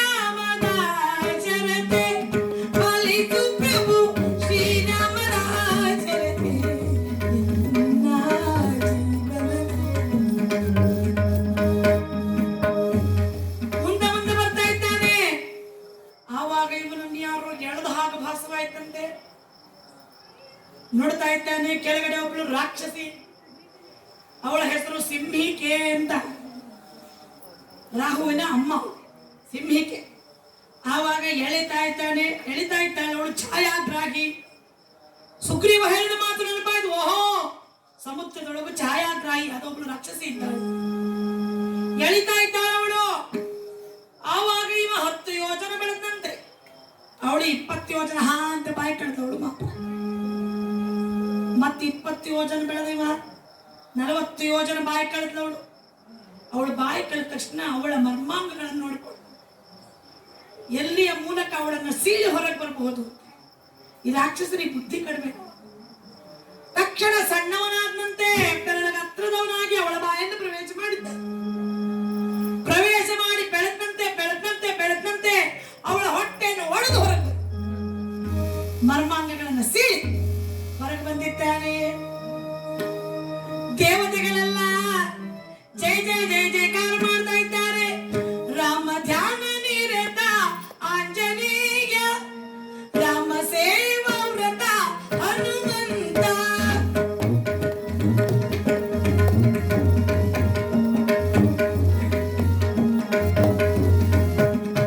ಸ್ವಾಮಿ ಮುಖ್ಯ ಪ್ರಾಣ ಪವಮಾನ, ಸ್ವಾಮಿ ಮುಖ್ಯ ಪ್ರಾಣ ಪವಮಾನ, ದೈತ್ಯ ಕುಲಂತಕ ಮಗನೀಯ.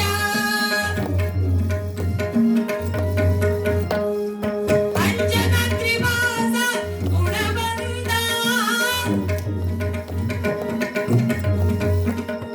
ಅಂಜನ ತ್ರಿವಾಸ ಗುಣವಂತ, ದಾಸನು ದಾಸ ಹನುಮಂತ, ಶ್ರೀರಾಮದಾಸ ಸಾಯಿ ರಾಮದಾಸ ಹನುಮಂತ, ಶ್ರೀರಾಮದಾಸ ಹನುಮಂತ. ಸಗಲಿರಿದದವ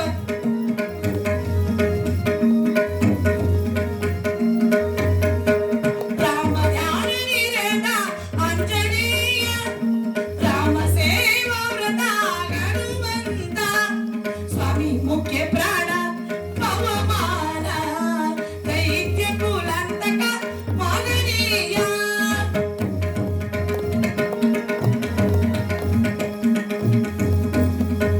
ಧ್ಯಾನ ಮಾಡ್ತಾ ಇದ್ದಾರೆ ಎಲ್ಲ ದೇವತೆಗಳು. ಆವಾಗ ನೇರವಾಗಿ ಹಾರಿ ಬಂದಿದ್ದಾನೆ ಹನುಮಂತ.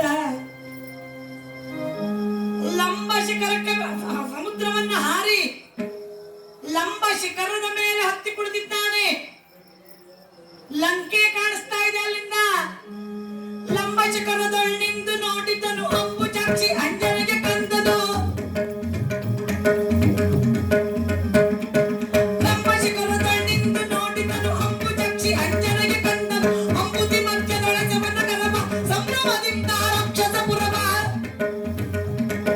ಶಾರದಾಂಬುದರದಂತ ಬೆಳ್ಳಗೆ ಪೂರಿ ಸೌಧಗಳು ರಾಜಿಸ ಕಂಡೆ. ಲಂಬ ಶಿಖರದೊಳ್ ನಿಂತು ನೋಡಿದನು ಅಂಬು ಚಕ್ಷಿ ಅಂಜನಿಗೆ ಕಂದನು. ಅಂಜನ ಮಧ್ಯದೊಳಜವನ ಕರವ ಅಂಬುತಿ ಮಧ್ಯದೊಳಜವನ ಕರವ ಸಂಭ್ರಮದಿಂದ ರಾಕ್ಷಸ ಪುರವ. ಶಾರದಾಂಬುದರದಂತ ಬೆಳ್ಳಗೆ ಪೂರಿ ಸೌಧಗಳು ರಾಜಿಸ ಕಂಡೆ. ಶರದಿ ಕೋಶದ ಧ್ವನಿ ತುಂಬಿತ್ತು, ಮುಗಿಲು ಪರಿಗಿಗೆ ತಾಗುತ್ತಿತ್ತು, ನೆಗೆಮಗ ದ್ವಾರಗಳೊಕ್ಕಿತ್ತು. ಪರಮ ಸುಂದರವಾದ ಲಂಕಾನಗರವನ್ನು ಕಂಡಿದ್ದಾನೆ ಹನುಮಂತ. ಆವಾಗ ಆವಿರ್ಭೂವ ಪೂರ್ವಾತ್ರೆಗೆ ಶೃಂಗಿ ಶೃಂಗಾರ ಲಾಂಛನಗ, ತಮತ್ತ ಮಾಲ ಕಂತಾರ ಕುಟಾರ ಶಶಲ. ಪೂರ್ವಾತ್ರಿಯ ಶೃಂಗದಲ್ಲಿ ಶೃಂಗಾರಕ್ಕೆ ಉಜ್ಜೀವಕನಾದಂತಗ, ಕುಮುದನಿ ನಾಯಕನಾದಂತಗ, ತಮಸ್ಸೆಂಬ ತಮಾಲ ವೃಕ್ಷಕ್ಕೆ ಕುಟಾರ ಪ್ರಾಯನಾದಂತಗ ಚಂದ್ರ ಉದ್ಭವಿಸಿದ್ದಾನೆ. ಆ ಸುಂದರವಾದ ಬೆಳದಿಂಗಳಲ್ಲಿ ಲಂಕಾನಗರಿಯನ್ನು ನೋಡ್ತಾ ಇದ್ದಾನೆ. ಎಂತ ಚಂದ ಬೆಳದಿಂಗಳ, ಬೆಳದಿಂಗಳು ಬಹಳ ಸುಂದರ ಅಲ್ವಾ? ಎಂತ ಚಂದ ಎಂತ ಚಂದ ಬೆಳದಿಂಗಳ, ಜಗದ ಜನಕ ಮಂಗಳ ರಂಗೋಲಿಗಾತರ್ಯಾರಿಗೆ. ಎಂತ ಚಂದ ಬೆಳದಿಂಗಳ, ಜಗದ ಜನಕ ಮಂಗಳ ರಂಗೋಲಿಗಾತರ್ಯಾರಿಗೆ. ಎಂತ ಚಂದ ಬೆಳದಿಂಗಳ, ಇಟ್ಟ ಚಲ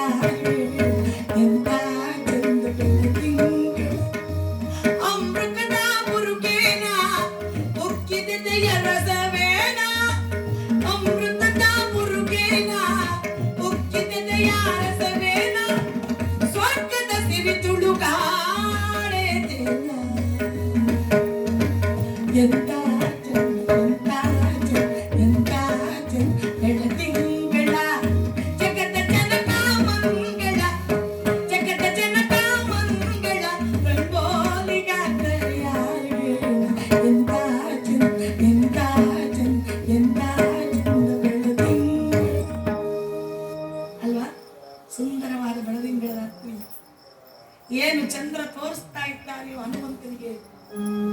ಏಷ ರಾಕ್ಷಸ ಸಾರ್ವಭೌಮನ ಗರಿ ರಕ್ಷಶ್ಚಮೋ ರಕ್ಷಿತ ತೋರಿಸ್ತಾ ಇದ್ದಾನೆ ನೋಡು ಹನುಮಂತ. ಇದು ಅತ್ಯಂತ ಸುಂದರವಾದಂತಹ ರಾಕ್ಷಸ ಸಾರ್ವಭೌಮನಾದಂತಹ ರಾವಣನ ನಗರಿ. ತಸ್ಯೇದಂಬವನಂ ಆ ರಾವಣ ನಗರದಲ್ಲಿ ಇರುವಂತಹ ಸುಂದರವಾದ ಸುವರ್ಣ ಭವನವನ್ನು ನೋಡು. ವಿಭ್ರಾಣಮಭ್ರಾವಲಿಂ ಏತತ್ ಪುಷ್ಪಕಮಕೃತಂ ಧನಪದೇಗೆ ಇತ್ಯಾದರನ್ಮಾರುದೇಗೆ ತಸ್ಯಾದರ್ಶಯದಿಂದು ದೀಪಕಿರಣ ಪ್ರತ್ಯೋದಿತ ಸಾನಿಶ. ಇದು ರಾವಣನ ಅರಮನೆ, ಇದೋ ಪುಷ್ಪಕ ವಿಮಾನ, ಇದನ್ನ ಧನಪತಿಯಿಂದ ರಾವಣ ಅಪಹರಿಸಿ ತಂದದ್ದು ಎಂಬುದಾಗಿ ಚಂದ್ರ ಹನುಮಂತನಿಗೆ ತೋರಿಸ್ತಾನು. ಪರಮ ಸುಂದರವಾಗಿ ಕಾಣಿಸ್ತಾನೆ. ಆವಾಗ ಹನುಮಂತ ಒಂದು ಸಣ್ಣ ಬೆಕ್ಕಿನ ಆಕಾರವನ್ನು ಮಾಡಿಕೊಂಡು, ಸಣ್ಣ ಬೆಕ್ಕಿನಷ್ಟು ದೊಡ್ಡವನಾದ. ಆವಾಗ ನೇರವಾಗಿ ರಾವಣನ ಪುರಿಯನ್ನ ಲಂಕೆಯನ್ನ ಅತ್ವಾರೇಣ ಮಹಾಬಾಹುಗೂ ಪ್ರಾಕಾರಮಭಿಪಪ್ಲುವೆ. ಶತ್ರುವಿನ ಮನೆಗೆ ಹಿಂದಿನ ಬಾಗಿಲಿಂದ ಹೋಗ್ಬೇಕು. ನೋಡಿ, ನಾವೆಲ್ಲರೂ ಉಪ್ಪು ಕೊಡ್ರಿ, ಸಕ್ಕರೆ ಕೊಡ್ರಿ, ತೊಗರಿ ಬೇಳೆ ಕೊಡ್ರಿ, ಹಿಂದಿನ ಬಾಗಿಲಿಂದ ಬರ್ತೀವಿ. ಎಷ್ಟೋ ಸಲ ಪಕ್ಕದ ಮನೆಗಲ್ವಾ, ಹಿಂದಿನ ಬಾಗಿಲಿಂದ ಯಾವತ್ತೂ ಹೋಗ್ಬಾರ್ದು. ಶತ್ರುಗಳು ಮಾತ್ರ ಹಿಂದಿನ ಬಾಗಿಲು. ಆವಾಗ ಅತ್ವಾರೇಣ ಮಹಾಬಾಹುಗೂ ಹೊರಟಿದ್ದಾನೆ. ಇನ್ನೇನು ಪ್ರವೇಶ ಮಾಡ್ಬೇಕಂದ.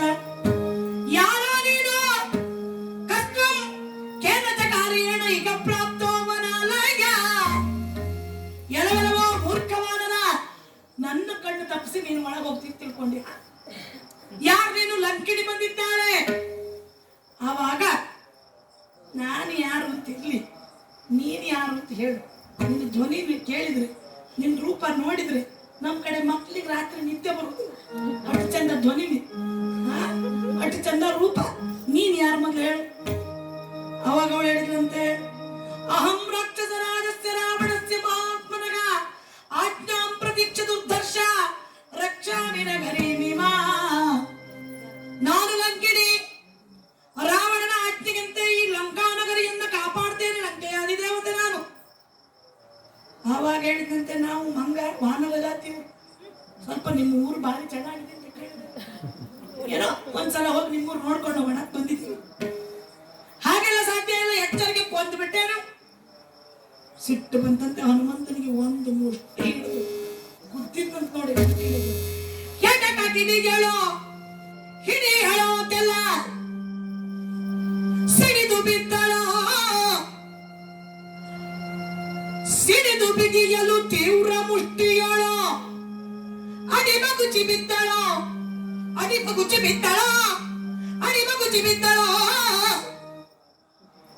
ಹೆಂಗ ಬಿದ್ಲಂತ ಒಂದ್ಸಲ ಟಾಪ್ ಅಂತ ಹೊಡೆದ್ರೆ ಸಾವರ್ಸ್ಕೊಳ್ಳಿಕ್ಕೆ ಅರ್ಧ ಗಂಟೆ ಆಯ್ತು. ಆವಾಗ ಕೈ ಮುಗಿದು, ಯಾರಪ್ಪ ನಿನ್ನ ಮಹಾಭಾವ ಗೊತ್ತಾಗೋಯ್ತು.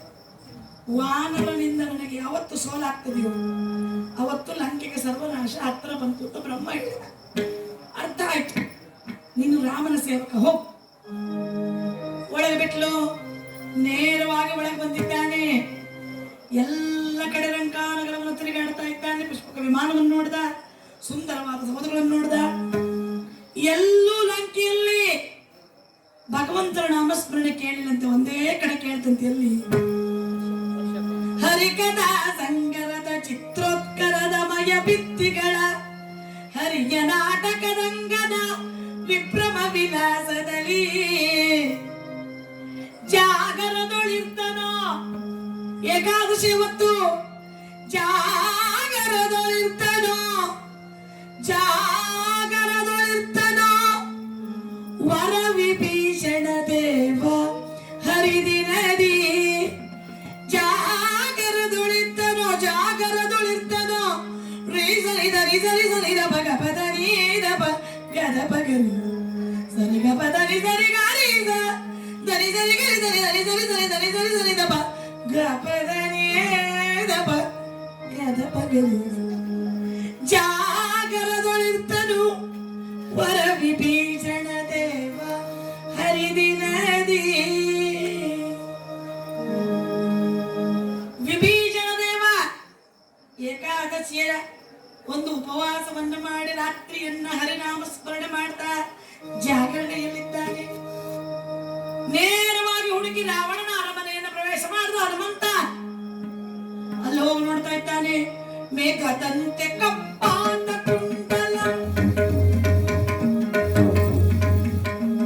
ಮೇಘದಂತೆ ಕಪ್ಪಾದ ತೇಕದಿ ರಾಜಿಪ್ಪ ಕುಂಡಲ ಕೈಲ ತೆಗೆಸಿ ಹೋಗಿ ರಾವಣನು ಮಂಚದಿ ಮಲಗಿವೆ ಸಖವದೂತನು ನೋಡಿದನು.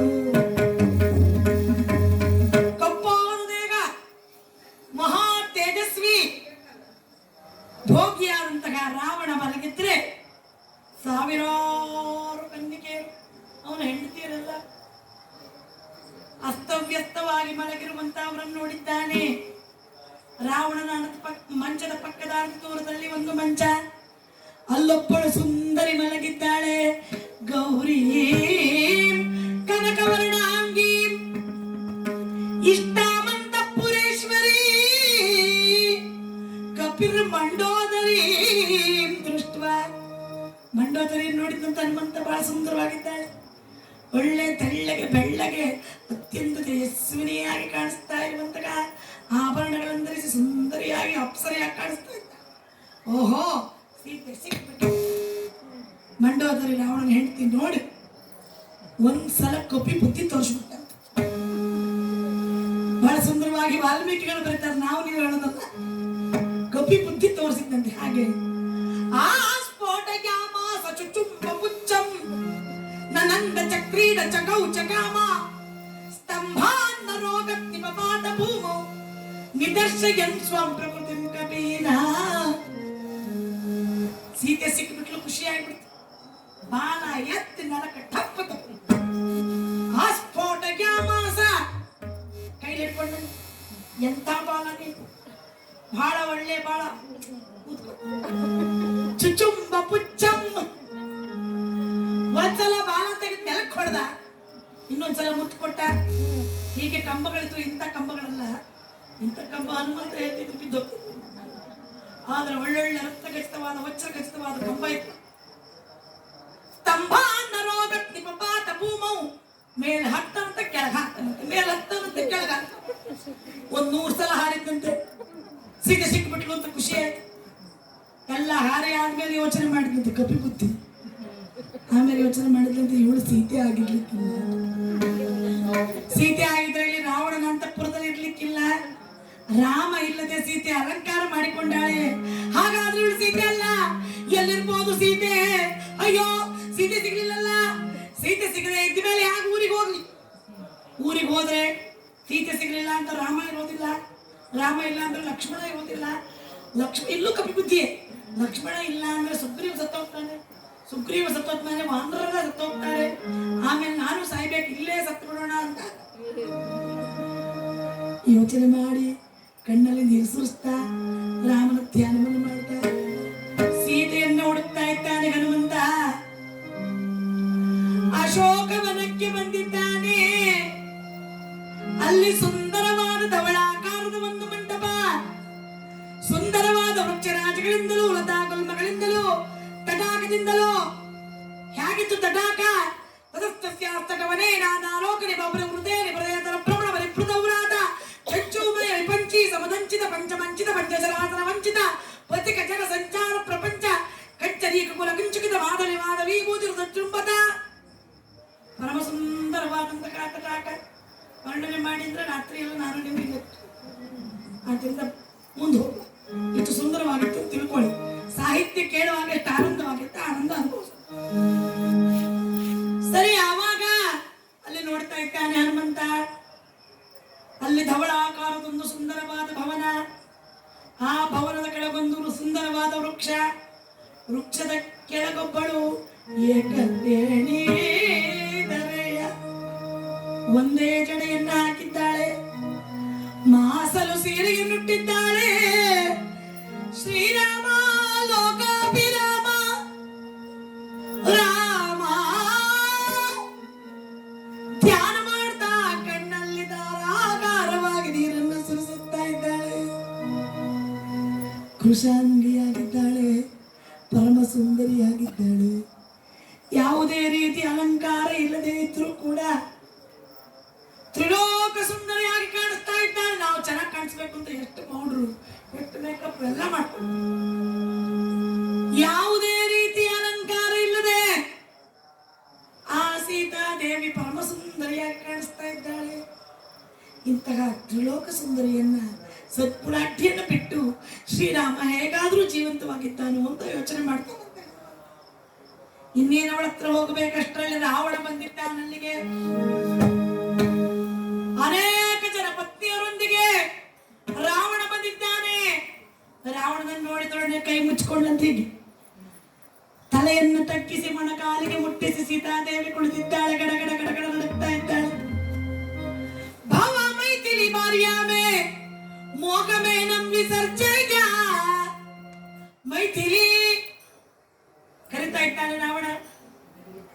ನನ್ನ ಹೆಂಡತಿಯಾಗ ನೋಡು, ನಿನಗೆ ಏನು ಬೇಕಾದ್ರೂ ಕೊಟ್ಟು ಬಿಡ್ತೇನೆ ನಾನು. ಮಮ ಅಗ್ರ ಮಹಿಷಿ ಭವ, ನನ್ನ ಪಟ್ಟ ಮಹಿಷಿಯ. ನಿನಗೆ ದೇವಲೋಕ ಬೇಕು, ದೇವಲೋಕ ತಂದು ಕೊಡ್ತೇನೆ. ಪಾತಾಳ ಬೇಕು, ಪಾತಾಳ ತಂದು ಕೊಡ್ತೇನೆ. ನನ್ನ ಲಂಕಾ ನಗರಿಯನ್ನು ನಿನ್ನ ಅಪ್ಪ ಜನಕ ಮಹಾರಾಜನಿಗೆ ಕೊಟ್ಟು ಬಿಡ್ತೇನೆ. ಮೈಥಿಲಿ, ನನ್ನನ್ನು ಮದುವೆ ಆಗು. ಆವಾಗ ಎದುರುಗಡೆ ಒಂದು ಹುಲ್ಲು ಹಿಡಿದ್ಲು. ಇದಕ್ಕೆ ಬಹಳ ಅರ್ಥ ಹೇಳ್ತಾನೆ. ತೇನ ವಿನಾ ತೃಣಮಪಿ ನ ಚಲತಿ ಅಂತ ಹುಲ್ಲು ಹಿಡಿದ್ಲು. ನೀನು ಯಾವ ದೊಡ್ಡ ಮನುಷ್ಯ, ಎಲ್ಲವನ್ನು ಮಾಡುವವನು ಭಗವಂತ. ಆ ಭಗವಂತನಿಲ್ಲದೆ ಏನ್ ನಡೀತದೆ ಅಂತ ತೃಣ ಹಿಡಿತು. ಪರಪುರುಷನೊಂದಿಗೆ ಮಾತನಾಡಬಾರ್ದು ನೇರವಾಗಿ ಅಂತ ಹೇಳಿ ತೃಣವನ್ನು ಹಿಡಿದ್ಲು. ಮೂರನೇದಾಗಿ ರಾಮನ ಮುಂದೆ ನಿನ್ನ ಐಶ್ವರ್ಯ ಎಲ್ಲ ತೃಣಕ್ಕೆ ಸಮಾನ ಅಂತ ಹುಲ್ಲು ಹಿಡಿದ್ಲು. ಎಷ್ಟು ಅರ್ಥ ಕೊಡ್ಬೋದು ನೋಡಿ. ಇನ್ನೊಂದು, ನಿನ್ನ ಲಂಕಾ ನಗರಿ ಎಲ್ಲ ಈ ಹುಲ್ಲು ಹುಲ್ಲು ಸುಟ್ಟಾಗೆ ಭಸ್ಮ. ಸೀತೆ ಎಂತಹ ಶಕ್ತಿವಂತೆ ಅಂತ ಹೇಳಿದ್ರೆ, ಸೀತೆ ಹೇಳ್ತಾ ಇರ್ತಾರೆ ರಾವಣನಿಗೆ, ನನಗೇನು ಶಕ್ತಿ ಇಲ್ಲ ಅಂತ ತಿಳ್ಕೊಂಡೇನೆ. ನಾನು ಮನಸ್ಸು ಮಾಡಿದರೆ ನಿನ್ನ ಲಂಕೆಯನ್ನು ಒಂದು ಕ್ಷಣದಲ್ಲಿ ನನ್ನ ಪಾತಿವ್ರತ ಶಕ್ತಿಯಿಂದ ಸುಟ್ಟು ಭಸ್ಮ ಮಾಡಿಬಿಡಬಲ್ಲೆ. ಆದ್ರೆ ನನ್ನ ರಾಮನ ಅಪ್ಪಣೆ ಇಲ್ಲ ಅಂತ ಸುಮ್ಮನೆ. ನನ್ನ ರಾಮ ಅಪ್ಪಣೆ ಕೊಡ್ಬೇಕಲ್ಲ, ನಿನ್ನನ್ನು ಸುಟ್ಟು ಭಸ್ಮ ಮಾಡಿ. ಇಲ್ಲದಿದ್ರೆ ನೀನು ಯಾವ ಲೆಕ್ಕ? ನೀನು ಏನು ತಿಳ್ಕೊಂಡಿದ್ದೀರಿ ರಾಮನನ್ನ? ಅವನು ಹೇಳ್ತಾನೆ, ಸಾಮಾನ್ಯ ಮನುಷ್ಯನಾದ ರಾಮನಿಗೋಸ್ಕರ ಇಷ್ಟೆಲ್ಲ ಆಸೆ ಪಡ್ತೀವಿ, ಏನ್ ಸಾಧ್ಯ? ಅವನು ನನ್ನನ್ನು ಮದುವೆ ಆಗೋದು ಏನು ಬೇಕಾದ್ರು. ನೀನು ಕುಬೇರನ ಕಡೆ ಹೋಗು, ಪಾತಾಳಕ್ಕೆ ಹೋಗು, ಎಲ್ಲಿಯಾದ್ರೂ ಹೋಗಿ ಅಡಗಿಕೋ. ನನ್ನ ರಾಮ ನಿನ್ನನ್ನು ಸುಮ್ಮನೆ ಬಿಡುವುದಿಲ್ಲ. ನಿನ್ನನ್ನು ಸರ್ವನಾಶವನ್ನು ಮಾಡಿ, ನಿನ್ನ ಹೆಂಡತಿಯರನ್ನು ವಿಧವೆಯರನ್ನಾಗಿ ಮಾಡಿ, ಈ ಲಂಕೆಯನ್ನೇ ಸರ್ವನಾಶ ಮಾಡಿ ನನ್ನನ್ನು ಕರ್ಕೊಂಡು ಹೋಗ್ತಾನೆ. ಅವಾಗ ಸಿಟ್ಟು ಬಂದು ನನ್ನ ಕೊಂದೇ ಬಿಡ್ತೇನೆ ಅಂತ ಮುಂದೆ ಬಂದ. ಆವಾಗ ಮಂಡೋದರಿ ತಡಿತಾಳ ಅವನನ್ನು. ಇನ್ನು 2 ತಿಂಗಳ ಕಾಲ ಸಮಯ ಕೊಡ್ತೇನೆ, ನನ್ನನ್ನು ಮದುವೆ ಆದ್ರೆ ಸರಿ, ಇಲ್ಲ ಅಂದ್ರೆ ಕಡಿದು ನಿನ್ನ ಬೆಳಗಿನ ಉಪಹಾರಕ್ಕೆ ಬಡಿಸುವರೈ ನಿನ್ನಡಿಗೆಯನೋ.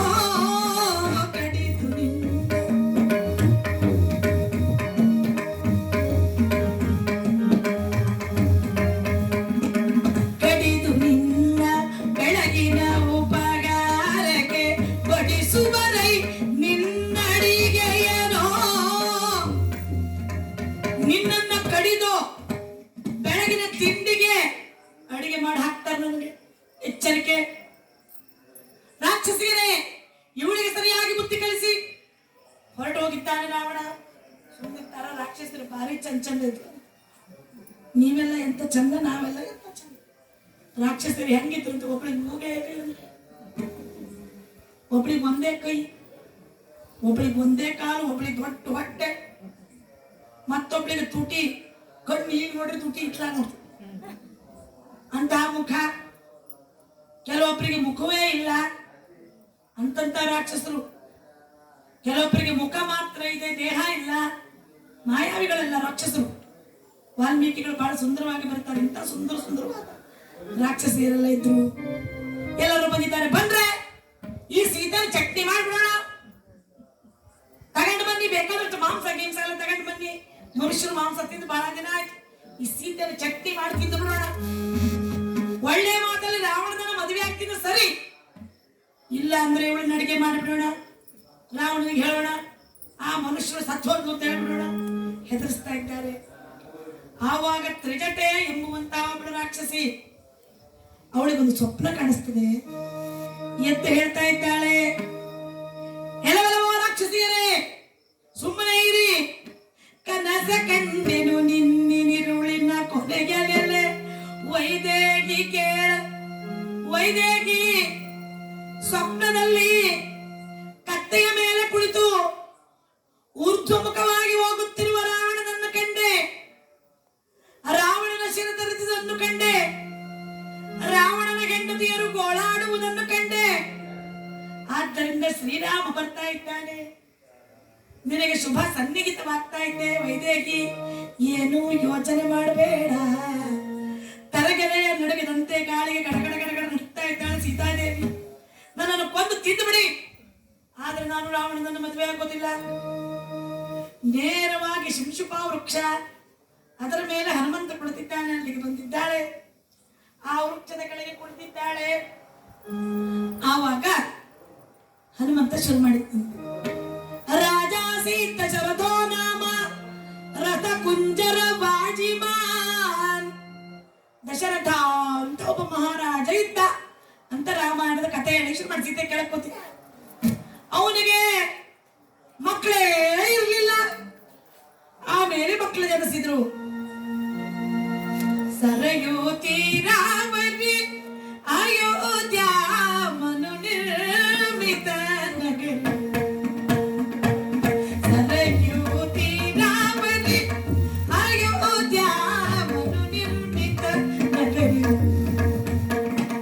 ತ್ಯಾನಗರಿ ಚ ವಿಶಾಲ ದೇವರ ಕೋಶಧಾನ್ಯ ಸಮೃದ್ಧ ಸುಂದರ. ಹೊಸುರರ ಆಶೀರ್ವಾದ ಈ ಪುರ ಶೋಭಿಸುವುದು. ಸರಯೂತಿ ಸರಯೂತಿ ರಾಮರಿ ಅಯೋಧ್ಯ ಮನು ನಿರ್ಮಿತ.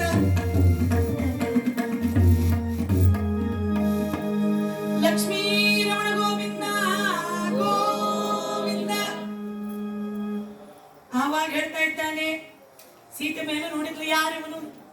ಇದೇ ಸರಿಯಾದ ಭೂಮಿಯ ದಪ್ಪ ಅಂತ ಕೆಳಗೆ ಆಡಿದ. ಗಡ ಗಡ ಗಡ ಗಡ ನಡಗಿದಂತ ರಾವಣನೇ ಬಂದ್ಬಿಟ್ಟ. ಈ ಮಾಯಾವಿ ರೂಪದಲ್ಲಿ ರಾವಣನೇ ಬಂದ. ತಾಯೇ, ನಾನು ಸುಗ್ರೀವನ ಸೇವಕ, ನಾನು ಶ್ರೀರಾಮಚಂದ್ರನ ದಾಸ. ದಾಸೋಗಂ ಕೋಸಲೆಂದು. ತಾಯಿ, ನಾನು ಹನುಮಂತ ಇಲ್ಲಿಗೆ ಬಂದಿದ್ದೇನೆ. ನಿನ್ನ ಅನ್ವೇಷಣೆಗೋಸ್ಕರ ರಾಮ ಕಳಿಸಿದ್ದಾನೆ. ತಾಯಿ, ನೀನು ಕಪಿ ನರನಾಥ ನಾರಗುಸೂನು. ನನ್ನ ರಾಮನಾದರೂ ಮನುಷ್ಯ, ನೀನು ನೋಡಿದರೆ ಕಪಿ. ಇಷ್ಟು ಸುಸಂಸ್ಕೃತವಾದ ಸಂಸ್ಕೃತ ಭಾಷೆಯಲ್ಲಿ ನೀನು ಮಾತನಾಡ್ತಾ ಇದ್ದೀಯ. ನಿನ್ನನ್ನು ನೋಡಿದರೆ ರಾಕ್ಷಸನಾದ ರಾವಣನಿಗೆ ಬಂದ ಹಾಗೆ ಕಾಣಿಸ್ತದೆ. ರಾವಣ ಮಹಾ ಸುಸಂಸ್ಕೃತ. ಅವನ ಭಾಷೆ ಎಂತ ಚಂದ, ಅವನ ವಿದ್ವತ್ ಎಂತ ಚಂದ. ರಾವಣ ಮಹಾ ಬುದ್ಧಿವಂತ. ಒಂದೇ ಒಂದು ದುರ್ಬುದ್ಧಿ ಇದ್ದ ರಾವಣ. ಇಲ್ಲದ್ರೆ ರಾವಣನಿಗೆ ಸರಿಸಾಟಿ ಬೇರೆ ಯಾರಿಲ್ಲ. ಹನುಮಂತ ಹೇಳ್ತಾನೆ, ಎಂತಹ ಪರಾಕ್ರಮಿ, ಎಂತಹ ತೇಜಸ್ವಿ. ರಾವಣನ ತೇಜಸ್ಸನ್ನು ನೋಡಿ ಹನುಮಂತ ಹೆದರಿ ಸ್ವಲ್ಪ ಹೊತ್ತಿನ ಕಾಲ ಅಡವಿ ಕುತ್ಕೊಳ್ತಾನಂತೆ, ಅಡಗಿ. ಇಂತಹ ತೇಜಸ್ವಿ ರಾವಣ. ಆದ್ರೆ ತನ್ನ ತೇಜಸ್ವಿ ಎಷ್ಟಿದ್ರೆ ಏನಬೇಕು, ಒಂದೇ ಒಂದು ದುರ್ಗುಣದು ತನ್ನ ಸರ್ವಸ್ವ. ಸರಿ, ಇತ್ತ ಕಡೆಯಲ್ಲಿ ಸೀತೆ ಹೇಳ್ತಾಳೆ, ನಂಬಲಿಕ್ಕಾಗೋದಿಲ್ಲ ನಾನು, ನೀನು ಹನುಮಂತ. ಆವಾಗೆಲ್ಲ ಕಥೆಯನ್ನ ಹೇಳ್ತಾನೆ, ಆಗ್ಲೂ ನಂಬುವುದಿಲ್ಲ. ಆವಾಗ ರಾಮನಾಮಾಂಕಿತಂ ಚೇದಂ ಪಶ್ಯದೇವಿ ಅಂಗುಲೀಯಕಂ. ಉಂಗುರ ಕೊಡ್ತಾನೆ. ತಾಯೇ, ನೋಡಮ್ಮ, ಇದು ರಾಮನ ಮುದ್ರೆಯುಳ್ಳ ಅಂಗುರ. ಇದನ್ನಾದರೂ ನೋಡಿ ನನ್ನನ್ನು ನಂಬು. ಆ ಉಂಗುರವನ್ನು ನೋಡಿದೊಡನೆ ಸೀತಾದೇವಿಗೆ ತನ್ನ ಮದುವೆಯ ದಿನ ನೆನಪಾಯಿತು. ಶ್ರೀರಾಮಚಂದ್ರ ಬರ್ತಾ ಇದ್ದಾನೆ ತನ್ನನ್ನು ಮದುವೆಯಾಗಲಿಕ್ಕೆ. ಯಾಕೆ ಕಾಣಿಸ್ತಾ ಇದ್ದಾನೆ? ಶ್ರೀಯರಸನ ಶ್ರೀಮುಖದ ಶೃಂಗಾರ ಶಚಿಕೋಟಿ ಪ್ರಭೆಗಳ ಧಿಕ್ಕಾರ.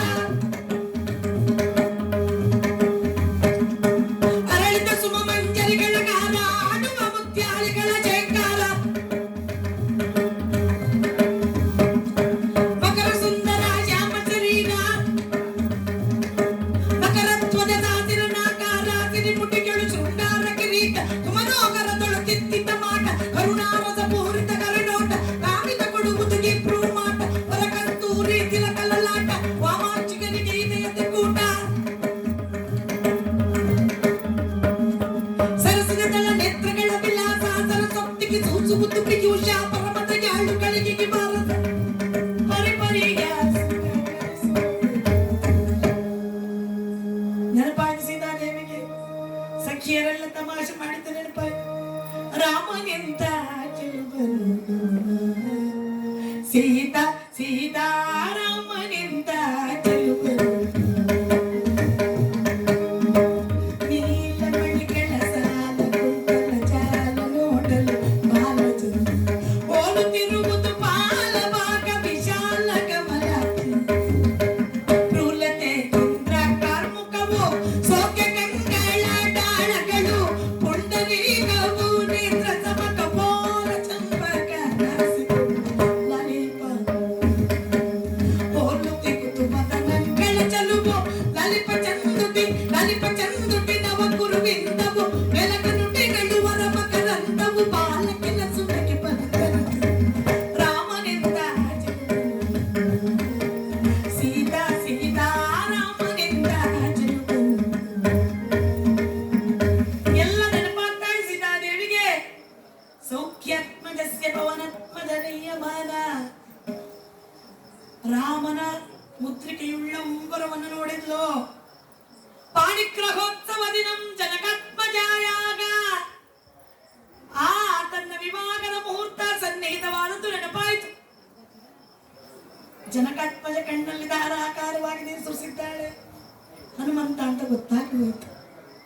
ವಾತಾತ್ಮಜ ಹನುಮಂತ ಶ್ರೇಷ್ಠನ ಬಂದು ರಾಮನ ಸಂದೇಶವನ್ನು ರಾಮನ ಮುದ್ರಿಕೆಯನ್ನು ತಂದವನು. ಆನಂದವಾಯಿತು ಅಂತ ಹೇಳಿದಾಗ ತಾಯಿ ರಾಮನ ಹತ್ರ ಪುನಃ ನಾನು ಹೋಗ್ಬೇಕು, ಆ ಕಾರಣಕ್ಕಾಗಿ ನನಗೊಂದು ಗುರುತನ್ನು ಕೊಡು ಅಂತ ಹೇಳಿದಾಗ ಸೀತಾದೇವಿ ತನ್ನಲ್ಲಿರುವಂತಹ ಚೂಡಾಮಣಿಯನ್ನು ಅವನಿಗೆ ಕೊಟ್ಟಿದ್ದಾಳೆ ಎಂಬಲ್ಲಿಗೆ ಈ ಮುದ್ರಿಕಾ ಪ್ರದಾನ ಎನ್ನುವ ಕಥಾಭಾಗ ಮುಖ್ಯ. ಈ ಕಥೆಯನ್ನು ತಿಳಿದು ಬರುವ ರೀತಿ ಏನು? ಯಾರು ರಾಮನಾಮದ ಮಧುರ ಸೋಮರಸವನ್ನ ಕುಡಿದಿದ್ದಾರೋ ಜಗತ್ತಿನಲ್ಲಿ ಅವರಿಗೆ ಸರಿಸಾಟಿ ಯಾರು ಇಲ್ಲ. 100 ಯೋಜನ ಸಮುದ್ರವನ್ನ ಹಾರಿ ಸೀತಾದೇವಿಯನ್ನು ಕಂಡು ರಾಮನ ಉಂಗುರವನ್ನು ಕೊಟ್ಟಿದ್ದಾನೆ ಹನುಮಂತ. ಇಂತಹ ಪರಮದ್ಭುತವಾದ ಶಕ್ತಿ ಅವನಿಗೆ ಎಲ್ಲಿಂದ ಬಂತು? ರಾಮನಾಮದ ಮಧುರ ಸೋಮರಸ ಕುಡಿದು ಆ ಮಣಿಮತೆ ಕಾಮಿನಿಗೆ ಕಾಂಚನವೇ ಭೂಮಿಯೇ ಸ್ವರ್ಗವೇ ರಾಮನಾಮದ ಮಧುರ ಸವಿಯಾವುದು. ರಾಮನಾಮದ ಮಧುರ ಸೋಮರಸವನ್ನ ಪಡೆದ ಹನುಮಂತನಿಗೆ ಸರಿಸಾಟಿ ಯಾರು ಇಲ್ಲ.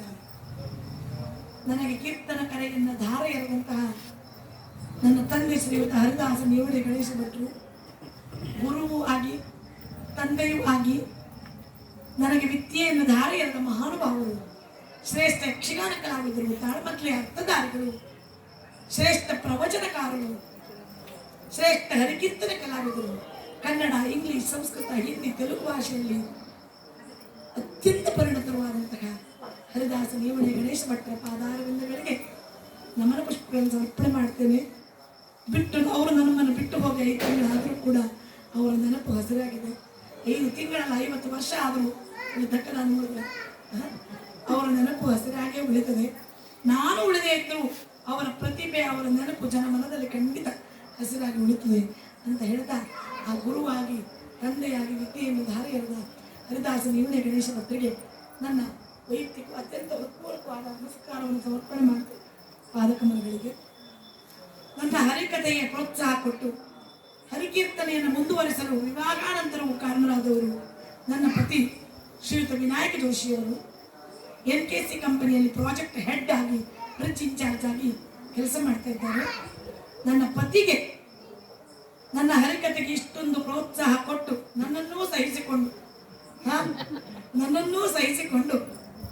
ನನ್ನ ಸಿಟ್ಟನ್ನೂ ಸಹಿಸಿಕೊಂಡು ನನಗೆ ಹರಿಕೀರ್ತನೆಗೆ ಇಷ್ಟೊಂದು ಪ್ರೋತ್ಸಾಹ ಕೊಟ್ಟು, ಎಲ್ಲಿ ಹರಿಕೀರ್ತನೆ ಇದ್ರೂ ಕೂಡ ಅವ್ರ ಮನೇಲಿದ್ರೆ ಖಂಡಿತ ಬಂದೇ ಬರ್ತಾರೆ. ಆದ್ದರಿಂದ ಪ್ರೋತ್ಸಾಹ ಕೊಟ್ಟು ಹರಿಕಥೆಯನ್ನು ಮುಂದುವರಿಸಲು ಕಾರಣೀಭೂತರಾದಂತಹ ಪತಿ ಶ್ರೀಯುತ ವಿನಾಯಕ ಜೋಶಿ ಅವರಿಗೆ ಹೃತ್ಪೂರ್ವಕವಾದ ಧನ್ಯವಾದಗಳನ್ನು ಸಮರ್ಪಣೆ ಮಾಡ್ತೇನೆ. ಇಲ್ಲೇ ಇದ್ದಾರೆ, ಅವರು ಬರುವುದಿಲ್ಲ. ಆಮೇಲೆ ಕರುಣಾನಂದಕರವಾಗಿ ತಬಲಾ ವಾದನ ಮಾಡಿದವರು ನಮ್ಮ ಅಮೃತ ಕಂಡಿಯವರು. ಹೇಳಿದ್ನಲ್ಲ, ಇನ್ನು ಮುಂದಿನ ವರ್ಷವೇ ತಬಲ ಮುಟ್ಟು. ಆದರೂ ಕೂಡ ಯಾವುದೇ ಪ್ರಾಕ್ಟೀಸ್ ಇಲ್ಲದೆ ಇದ್ರು, ಅಭ್ಯಾಸ ಇಲ್ಲದೆ ಇದ್ರು, ಏನೋ ಅವ್ರನ್ನ ಹೊಗಳಬೇಕು ಅಂತ ಒಂದು ಕಾರಣ ಅಂತ ಹೊಗಳ್ತಾ ಇಲ್ಲ. ಬಹಳ ಸುಂದರ. ಇಲ್ಲಿ ನಮ್ಮ ಮನೆಯವರಿಗೆ ಕೂಡ ಬಹಳ ಸಂತೋಷ. ಆದ್ದರಿಂದ ಅತ್ಯಂತ ಸುಂದರವಾದ ಕರ್ಣಾನಂದಕರವಾದ, ಎಷ್ಟು ಬೇಕೋ ಅಷ್ಟೇ ಸೌಂಡ್ ಕೊಟ್ಟು ಹೆಮ್ಮೇಳ ಮುಮ್ಮೇಳ ಆಗಿಬಿಡ್ಬೋದು. ಒಂದೊಂದ್ಸಲ ನಮ್ಮ ಸ್ವರವೇ ಕೇಳೋದಿಲ್ಲ, ಅವ್ರದ್ದೇ ಕೇಳ್ತಿರ್ತದೆ ಅಂತಂತ ತಗೊಳ್ಳ. ಅದರಿಂದ ಸುಂದರವಾಗಿ ತಬಲವಾದವನ್ನು ಮಾಡಿದ ಅಮೃತ್ ಭಾತ್ಕಂಡೆಯವರಿಗೆ ನಮ್ಮ ಶ್ರೀಕೃಷ್ಣ, ಕಥಾನಾಯಕನಾದ ಶ್ರೀರಾಮಚಂದ್ರ, ಹನುಮಂತ ಆಯುರ ಆರೋಗ್ಯ ಭಾಗ್ಯವನ್ನು ಕೊಟ್ಟು ಗಮನಿಸಲಿ ಪ್ರಾರ್ಥನೆ ಮಾಡ್ತೇವೆ. ಹಾಗೆ ಇಲ್ಲಿನ ಎಲ್ಲ ಕಾರ್ಯಕರ್ತರಿಗೂ, ಕಮಿಟಿಯ ಎಲ್ಲ ಕಾರ್ಯಕರ್ತರಿಗೂ ಕೀರ್ತನೆಯನ್ನು ಮಾಡಿಸಬೇಕು ಎನ್ನುವಂತಹ ಉದ್ದೇಶ ಇದೆಯಲ್ಲ, ಅವರೆಲ್ಲರಿಗೆ ನಿಮ್ಮ ಪ್ರೋತ್ಸಾಹ ಬೇಕು. ಇನ್ನೂ ಹೆಚ್ಚಿನ ಸಂಖ್ಯೆಯಲ್ಲಿ ನೀವುಗಳು ಬಂದು ಸೇರಬೇಕು. ಅವರಿಗೆ ಅವಾಗ ಆನಂದ, ಅವ್ರು ಮಾಡಿದ ಕಾರ್ಯಕ್ರಮ ಸಾರ್ಥಕ. ಆದ್ದರಿಂದ ಕಾರ್ಯಕರ್ತರುಗಳಿಗೆಲ್ಲ ಒಂದರಲ್ಲಿ ಸಮರ್ಪಣೆ ಮಾಡೋಣ. ವಕ್ತಾರ ಕಿಂಕರಿಸಂತೆ ಶ್ರೋತಾನ ವಿದ್ಯುತ್. ಹೇಳುವವರು 1000 ಜನ ಇರ್ತಾರೆ, ಕೇಳುವವರು ಯಾರು ಇದ್ದಿದ್ರೆ, ಅಥವಾ ಕೇಳುವವರು ಒಂದು 10,000 ಜನ ಸೇರಿ ಒಂದು 20,000 ಕಡಲೆ, ಶೇಂಗಾ ಕಡಲೆ ಸಿಪ್ಪೆ ಹಾಕೋದ್ರೆ ತಿಂದು ಬಿಸಾಕಿ ಅತ್ಲಗಿತ್ಲ ಮಾತಾಡ್ಬೋದು ಏನು. ಅದರಿಂದ ಒಳ್ಳೆ ಕೇಳುವರು ಒಬ್ಬೊಬ್ಬರು 10,000 ಜನ ಸಿಗ್ತಾರೆ. ಆದ್ದರಿಂದ ನಿಮಗೆಲ್ಲರಿಗೂ ಇಂದಿನ ಕಥಾನಾಯಕ ಆಯುರ ಆರೋಗ್ಯ ಭಾಗ್ಯವನ್ನು ಕಟ್ಟು ಕರುಣಿಸಲಿ. ಪವಮಾನ ಸುತುಡು ಪಟ್ಟು ವಾದಾಟ ಬಿಂದಮುನಕು ನೀ ನಾಮ ರೂಪಮುನಕು ಮಂಗಳಂ ಪ್ರಹ್ಲಾದ ನಾರದಾದಿ ಭಕ್ತುಲು ಪಗಡು ಚುಂಡೆ ನೀ ನಾಮ ರೂಪಮುನಕು ಮಂಗಳಂ ಪ್ರಹ್ಲಾದ ನಾರದಾದಿ ಭಕ್ತುಲು ಪಗಡು ಚುಂಡೆ ನೀ ನಾಮ ರೂಪಮುನಕು ರಾಜೀವ ನಯನ ತ್ಯಾಗ ರಾಜಾದಿ ವಿರುದುಡೈತ ನೀ ನಾಮ ರೂಪಮುನಕು ಮಂಗಳಂ ಗೋಪವಿತ್ರಾಯ ಮಾನೀಯ ಗುಣಪ್ತಯೇ ಚಕ್ರವರ್ತಿ ತನೂಜಾಯ ಸಾರ್ವಭೌಮಾಯ ಮಂಗಳೋ ಲಕ್ಷ್ಮೀ ರಮಣ ಗೋವಿಂದ. बोलो श्री रामचंद्र भगवान की, बोलो भारत माता की, बोलो सनातन धर्म की.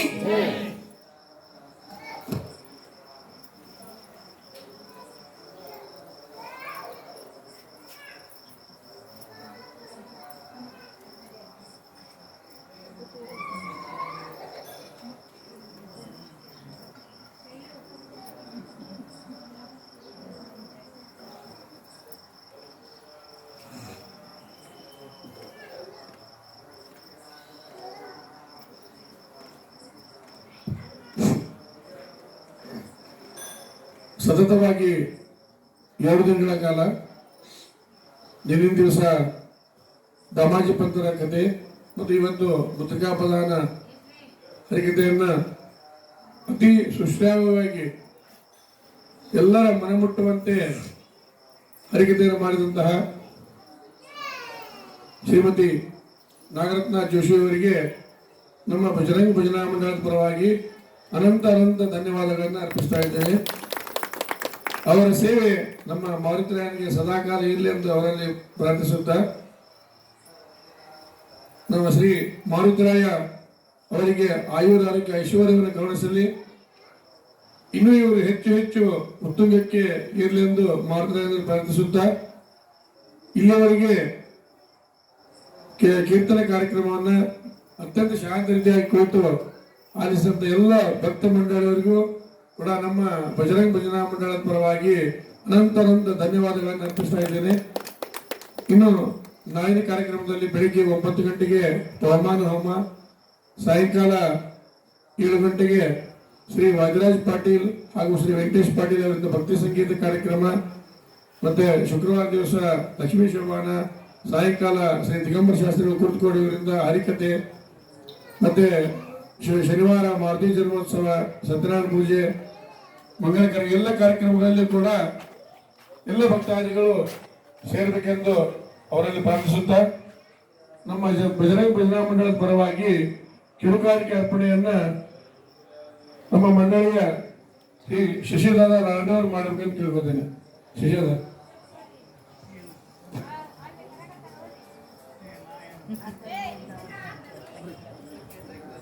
ಅಲ್ಲೇ ಇಟ್ಬಿಡಿ.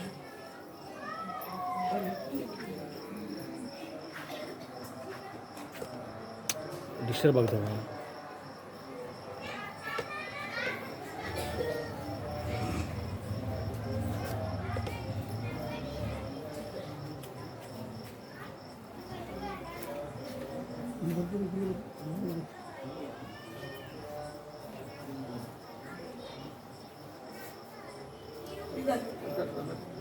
ಸಾವಕಾಶ.